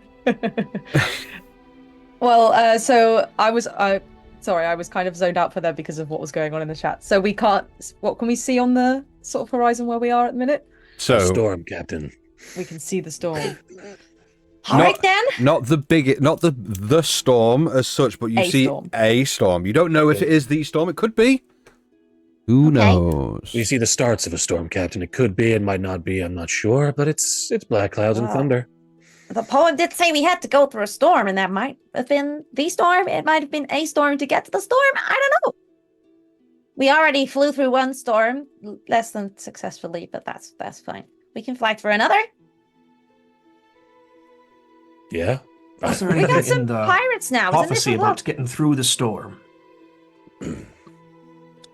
We gotta be brave. That's what it says. Gotta weather it, I think. Mm-hmm. Okay, so what be the plan? You just heading in? Heading into the storm. Okay, is there any... all hands on deck. Everybody's like keeping an eye out and being very careful with it. Yeah, battening down the hatches. Yeah. You know... Raising the sails. Yeah, like tying themselves off to the actual ship just in case. As you say that, and there's a call to arms that echoes across the ship. This is the first time that you've seen that the crew that you've only recently taken over, just as soon as you say, "Avast ye fucking sea dogs! Everybody all hands on deck!" You see that nobody bats an eye, immediately following direction, following orders, knows battle station, and is just following your command. Not a single crew member is hesitant in following your orders and direction. Given the hard work and effort that you guys have put in to become best of friends with these individuals, and there is this general sense of belief now in the crew. Having followed a previous captain that have set them on the wrong path, or no path at all, for so long, and only after a few days, you guys getting them to a place of some tangibility, they are now like, okay, these people know what they're doing, let's go. These are people that I can follow, and start setting into action and just working their socks off to get the ship prepared. Now, the ship is getting prepared. What are you guys doing in preparation, apart from changing into your brown pants? This guy gets it. Yep. I think that the first thing that Grim will do is take a little bit of time, having already pre-prepared some of his more special meals as everyone comes to know them. He sets about making sure that everyone has had a honeyed hearth brownie, a velvety smooth brownie infused with warm hearth roasted nuts with a generous swirl of amber honey, baked to perfection with a pinch of cinnamon and nutmeg from his handy spice pouch, kind of distributing that amongst all of the crew. So for all 6 of us here, or for all 5 of you, I should say, you guys will have 2 temporary hit points until you take a long rest. Well, what I'd like you to do, in fact, is I'd like you to make me just a general dexterity check first. Okay. That you just so I understand how, much effort and time and like how delicate these things have been made, and therefore that is then going to impact the amount of hit points temporary wise that these guys might receive. Oh, it's a set value equal to my proficiency bonus. Actually, that's what the bonus is. Right. Okay. Cool. And it's actually 3, not 2. 3. Okay. Yeah. Excellent. Yeah, but that's also like the brownies are also going to the general crew as well as like a heart, a lifting spirits sort of deal. His entire goal basically is to find whoever is, feeling scared or whatnot, and basically prime them with food and drink to get their spirits lifted. And any of them that doesn't work for, he berates them until they get off their fucking ass. Excellent. You get the general sense that everybody is hard at work to following direction and orders. Miko, you are an absolute godsend when it comes to warming my little achy heart, and this is so nice.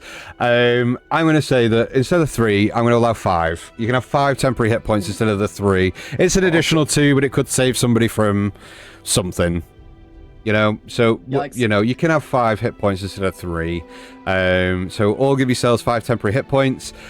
By doing this as well, Grim, you see that the crew's morale is lifted. You see that there is a brave, stern look on all faces. They're in this now for, till death do us part. If the shit were to fall, they are in this with you together. They are ready for whatever is about to happen. Only taking a couple of days. I know. Well, let's break down what you've done. You've fed them better than they have in the last 6 months. You've cured all their wounds. You've had a party with them. You've lifted morale, and you've got them to an actual destination. These guys are probably lay down their lives to protect you guys now. Like, you have won the crew over completely at this point. Excellent. Is there anything else anybody else wants to do in preparation for what's about to happen? Would Probably not anybody around at like a first. +1 magic weapon? Yeah, go on, then. Ooh. I've only got 1 though. Someone's got to claim it. Well, what have you got? Oh, as in I can make somebody's weapon a +1 weapon. Oh. I've got both of them, so it can be a melee or a ranged one. I mean, Unfortunately, I need the sending stones, so I've only got 1 left. It's gonna be one of you guys, because I psychically generate my blades, so there's nothing for them to be cast on. I only hit people. I Revis? avoid getting in melee combat. probably Rebus then, because Yeah. it's either me or you, innit? Because I've got a bow and you've got your flail, so. Okay. So I've got Rebus, sharpshooter. replace your current weapon with a +1 flail. Yeah. Amazing. Okay. Hazy, what are you going to be doing? I'm once I've checked everyone's health, Hazy would he wouldn't purposefully gather people, but you guys, if we've been traveling for a certain length of time, probably would have seen him do something like this. He begins to do a prayer and an offering to Baron Samdi. He finds a place at the prow of the ship, and you see him pulling out. He's always got a cigar in hand. He's always supping from a bottle of rum, but you see him lay out a little mat, and he starts setting out a bottle, an unopened bottle of rum, a fresh cigar. He's been to Grim, and he's got some of the salted pork or something from the ship, and he sets out a little brazier, not brazier, that's not the right word, brazier, and lights some Just a bra. Don't you go touching, Just pull don't the you bra go out. into Grimm's Put a bra closet. burner. You stay out of Grimm's braziers, okay? sets out a brazier and lights a small fire, and whether people would gather on, he doesn't care. This isn't for everyone else, this is for him. But he sits down at the front of the ship and he starts to speak. The earth is broken, your people hurt, your stones fallen. Once more I offer you rum on the altar, and he pours some of the rum into the brazier. Once more I offer the sacrifice of meat, and he puts the salted pork in. Once more I offer you the heady incense of tobacco, and he puts the cigar in, and it all... And for a second, the smoke forms into this thick cloud, which takes on the shape of a skull, like a smiling skull. Put to an easy death the irremeably damaged, helping people in helping people to help people. Take pity on the most helpless of us all, the animals.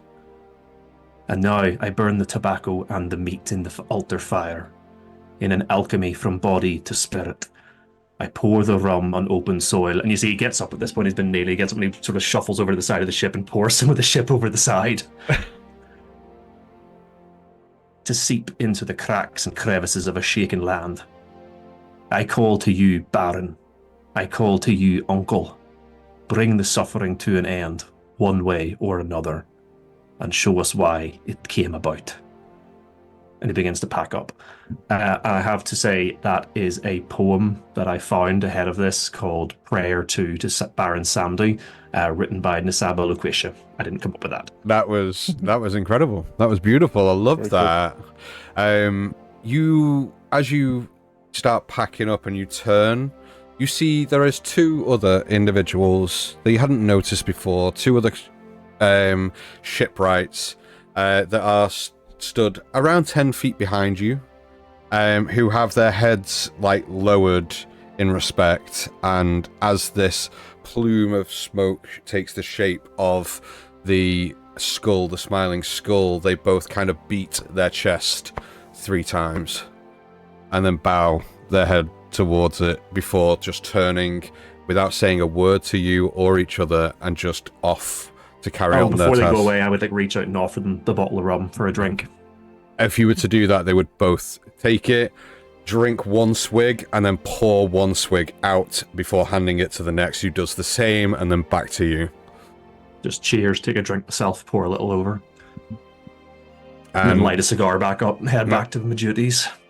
Excellent. Is there anything else anybody else wants to do before we head into the unknown? Into the unknown? No, I'm not. I'm getting started. I will blow the mic. Haystack sort of stood near the helm, sort of trying to guide at some point. Seems to have had a brownie of his own at some point, a fairly fragrant one, before one is offered towards him. As he takes a bite, sort of looks and just launches it off the side of the ship with a quickness you've not seen since he's had an arrow in his hand. Just sort of accepts that. But as we sort of near the storm, he takes the hive from his back and just sort of places it onto the deck, and all the little shutters from where the little bee entrances were spring up, and he sort of looks inside and seems to sort of whisper in slightly before what looks like a queen just sort of walks out onto one of his fingers, and he kisses the queen on the head as the rest of the hive starts to move out from and sort of surround around the queen as he lets it go into the air to sort of release a majority of his hive out into the world to sort of start pollinating. And he sort of just looks at them and goes, the world is absurd. We cling to the flowers like bees drunk on spring. And as the little sort of clump of bees disappear into the sky in this little thing, he sort of packs it all back up and hoists it onto his back. And okay, I don't keep the bees. I just make sure they get where they're going. Let's go find some treasure. And sort of trying to like rouse himself back up from this moment, he hoists the little beehive back onto his back and just sort of stands next to the wheel and tries to guide once more. Excellent.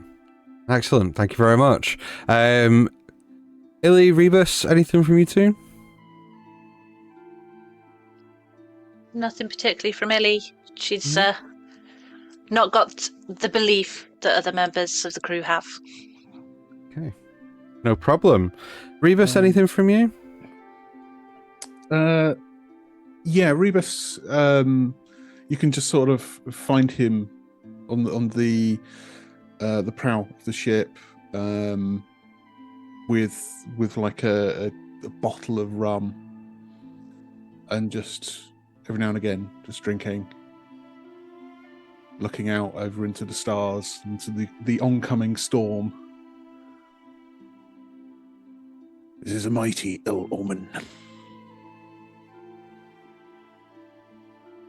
Well, fuck it.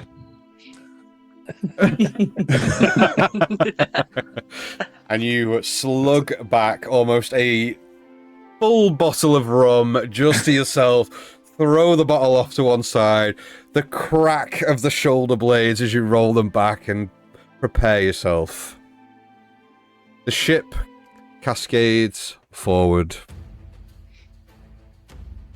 The second in command at the helm under Jeremiah's strict instructions. Despite him not being able to see out of the giant hat that's too big for I would imagine that given you being the Jeremiah. captain, they would have found you a box at this point to stand on. That was the first thing Jeremiah built, was a captain's Yeah, stand. I bought a box. The hat is the problem. It's too big. Yeah, I love Would you like me to tell you what I see, or do you want me to get you a box? I'm perfectly fine, thank you. I can see perfectly well. I would imagine that you've got yourself like a periscope or some shit just to cover the 2 foot that you need to. But the ship itself, it canters forward at great speed towards the storm cloud. Almost a silence breaks across the ship as everyone seemingly bracing themselves for what is about to come. The ship breaches through into this huge moat of cloud and stormy weather, and within an instant the ship rattling from side to side and being jostled from this way and that, and most crew being swung and flung and grabbing on and holding on for dear life as the ship up and down and hitting these pockets of hot air and cold, meaning the ship like dropping a few feet and then lifting and almost to a point that the second in command holding onto the wheel is forced to almost like let go at points and let the ship just ride whatever wind it has within its sails. The weather is choppy. It is dark. There is no amount of sunlight that is breaching these clouds. You can see but a few feet from either side of the ship as this all-encompassing storm cloud surrounds you. There is 5 minutes, 10 minutes at most of this, and from as you approached, this cloud looked a mile either side. Like, it was not huge. Like, to get through it would take minutes at the speed that you are, but you're in this thing for what seems like 10 minutes, 15 turns to 20 as you're being thrashed around within this area until suddenly breach through the other side. Given the amount of time that you've been going through this, the logical thing, like people amongst the group think, well, we've just gone right the way through, and as you kind of look to the horizon on either side, expecting the Isle of Solasta on the horizon, it is not. You look around to the other side of the ship, and off to the starboard side of the ship, you see off in the distance this huge gathering of storm clouds. You are not where you were, and you are certainly not maybe where you want to be, but you are certainly where you are. The ship continues in the direction. You see members of the crew look towards you, look towards each other. Is this it? Have we made it? Where's the treasure? No. The worst is yet to come. You have a reprieve. He takes a big draw cigar and looks at the crew who are looking at us questions. He's like, what? You didn't think it'd be that easy, did you? You see the worried looks wash across them all before the resolve comes as they all steady themselves as the ship breaches into the large storm. The crack of lightning around you and the thunderous energy go rattling not only the very ship that you stand on, but the bones within you. Your course is set. There is no turning back now. Where this may lead, we'll find out next time As the camera pans back, you just see he is near the mast, tying a rope to himself, not making the same fucking mistake twice. Oh, I tied everyone on before we even went in. But we will leave this where it is. We will pick this up next time for the finale of the Voyage of the Damned. So when we first started this session and I opened OBS and I put the title of today's stream, I put Erelon, Voyage of the Damned, Part 2 of 2. And then as we got to the midway break, I changed it to Part 2 of Who Knows? Part 2 of 3, question mark? Yeah, who knows? Part 2 of years-long campaign. Exactly that. Maybe. But we'll pick this up next time. Before we go, let me just put some calm music on before we leave our good viewers at home. But firstly, guys, thank you so much again for coming and joining us. You guys have been amazing. This is so much fun being here with you all. So I'm going to go round to each one of you again. Please introduce yourselves again to the people at home and plug away. Tell us where we can find more content from yourselves. Feel free to shamelessly plug any upcoming streams that you might have, any projects that you're working on, or anything you think the people at home might be interested in. Miko, do you want to go first? Sure, I can do that. I am Miko, otherwise known as the OKSGM. I have had the absolute pleasure of playing Grim in this ridiculous adventure that we are all on. Thank you so much to all of you that have joined, allowed me to join you here at this virtual table. It has been amazing. You are all wonderful people, and I can't wait to figure out when we get to do this again. I am a co-creator of, or co-founder of Folk and Myth, a Twitch actual play channel based in the US.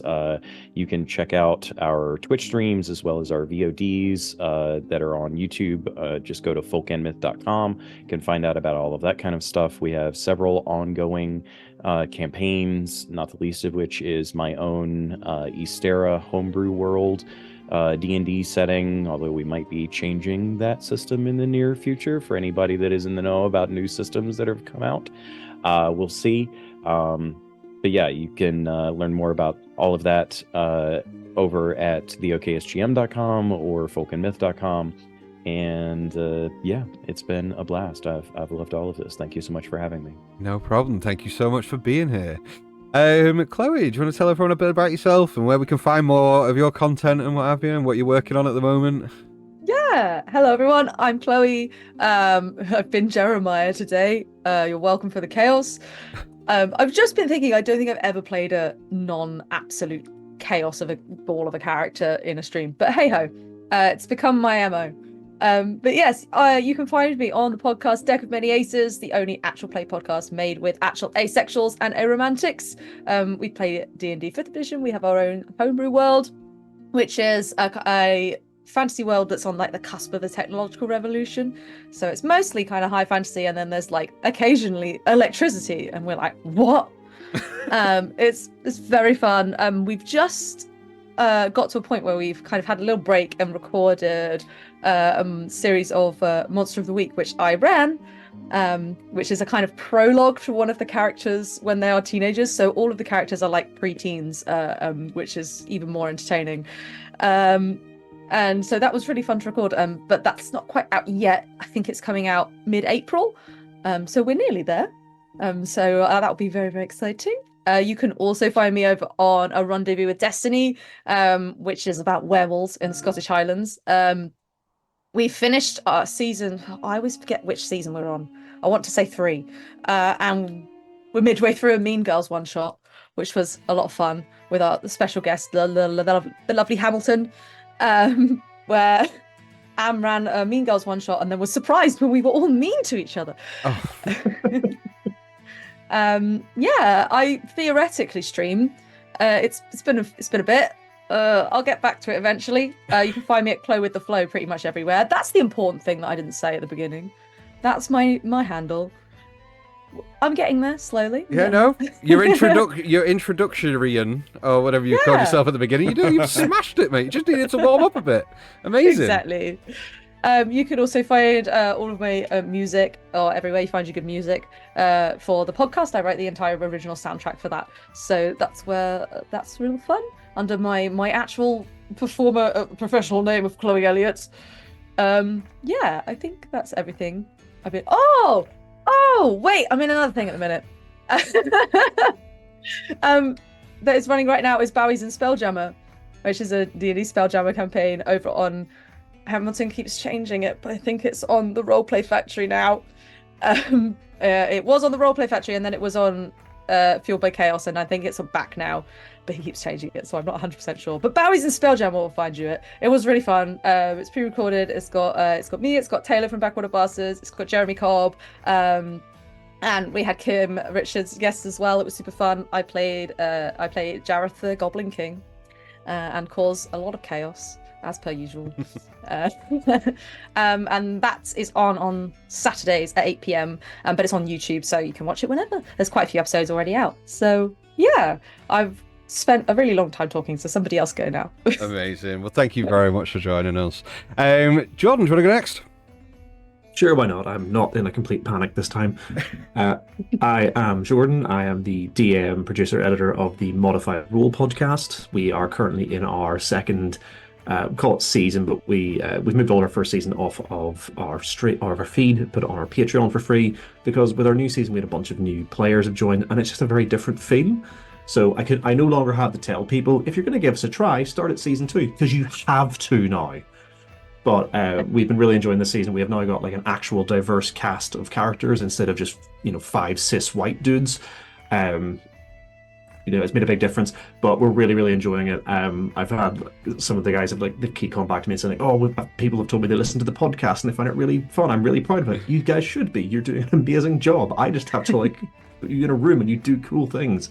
So I really think people should check it out. I know I'm supposed to tell people that, but up until very recently, and Fiona, who many people who've seen any of sort of UK-based streams will know Fiona, told me off because I used to refer to it as a mediocre at best D&D podcast. I'm not allowed to say that anymore. It's great listening. You should go and listen to us. We are running our current second arc of our second season. The guys are fully getting into the story now. It's really fun, and I'm really enjoying DMing for it. Outside of that, I am also a professional GM with Rolldark. So if you're in the UK and you're looking for a professional GM, don't take anything I've done tonight as any indication of what I'm like as a DM. That would be silly. Or what I do in the podcast. If you're looking for any of that, I'm just going to pitch Rolldark. It's not even my company, but I do work with them. So if you're looking for a professional GM remotely or in person, give them a check out. We have DMs all up and down the country. And if you're in the East Midlands, you might get me.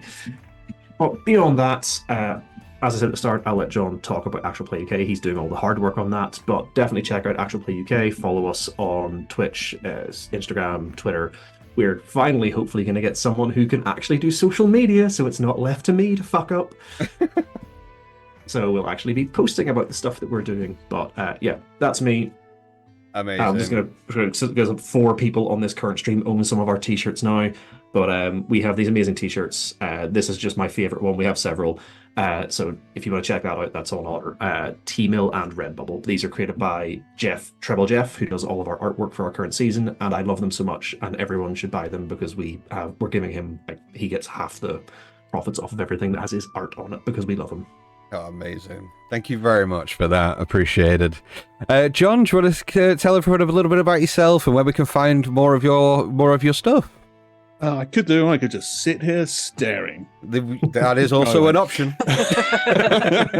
No, I am John. I am part of the Trolls of the Two Ton Bridges podcast. So named because all of the people in the podcast come from Tunbridge or Tunbridge Wells. We're currently going through the Tomb of Annihilation setting.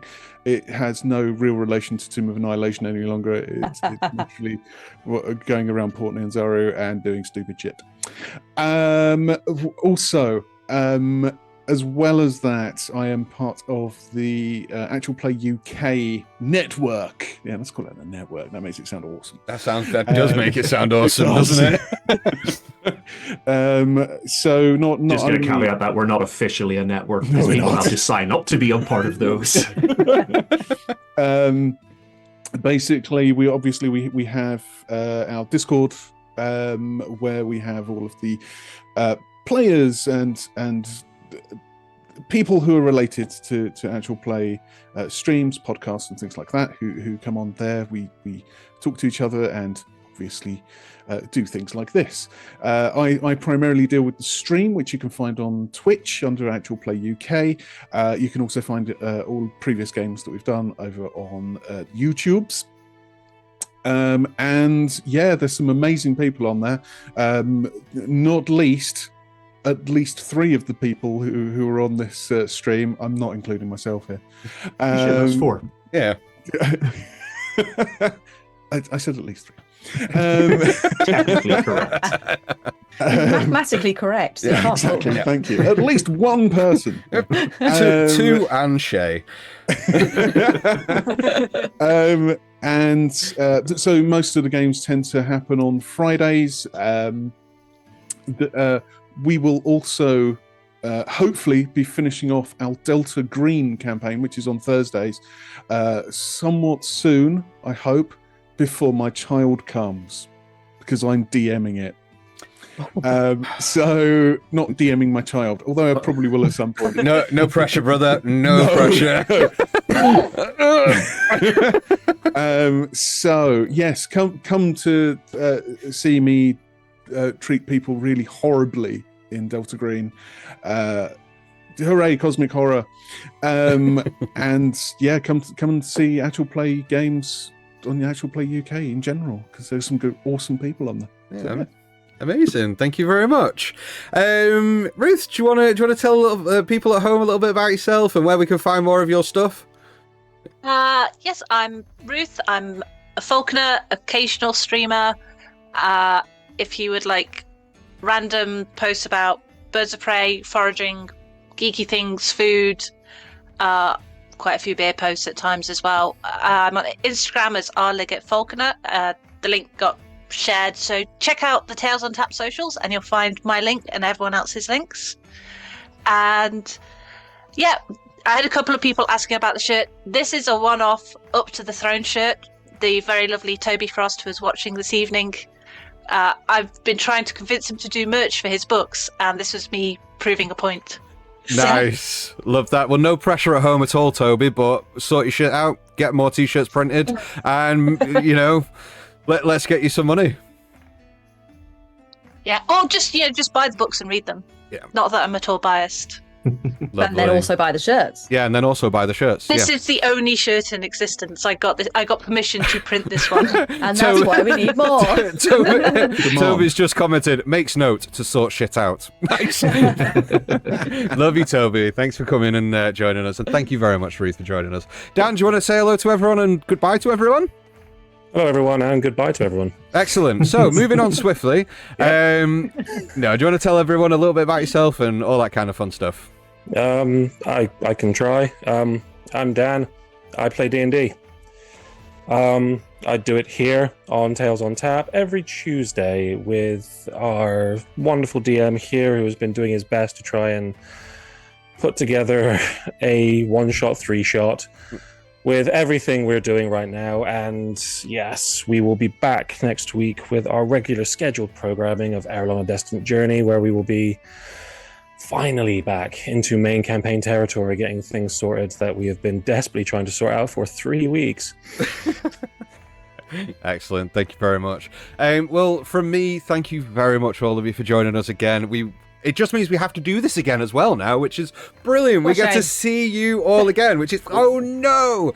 But look, we'll get this organised behind the scenes. You will see the finale of this on our channel somewhere in the not so distant future, because we are on a time crunch. I'm getting married. John and I are both having babies. There is conventions happening. Not together, we should clarify. Whoa! Speak for yourself. Whoa! Hey. Whoa! Who? Don't fucking rain on my parade, mate. Like a man, What are we having, Dan? What are we having? a dream is what we're having, John. That's what And we're don't let anyone fucking Fever ruin dream. it. Exactly. But no, thank you all of you very much for coming and joining us again. If you want to find out more information about the lovely folks that have come and played the game with us this evening, then all the links will be on not only the social posts, but it'll be on the VOD as well when we release that on YouTube on Sunday. But as you've just said, you should have been frantically making notes, not only to sort your shit out, but also of all of these wonderful streaming groups and where you can find all of their content. We will be back at the next Tuesday for Errol on a Destined Journey. Yes. Hold on. Yes. Yeah. we will. No. I'm answering two different questions at once. So make sure you come and tune in with us back on Tuesdays. Like Dan said, we are going to jump back into campaign 2 of Errol on a Destined Journey, where we can get back into main campaign stuff. Do stick around in the stream. We are going to raid channel, and what we're going to do is we're going to do something a little bit different with our channel selection of who we're going to raid, because I want to make somebody's day and pass on the good vibes that we've brought to this stream. And we're going to find a stream that has a very low viewership number within D&D and go and show some love, raid them with a huge number so that they all fucking freak out, throw dice everywhere, and we generally derail their campaign for a few minutes. So stick around in chat. We're going to raid a channel called Hot 8. They are doing a live play game at the moment where they're trying to play D&D, so stick around for that. I have been Dan, the resident DM here at Tales on Tap. I love you all dearly, and we will see you next Tuesday. Thanks very much. Bye. Bye. See you later.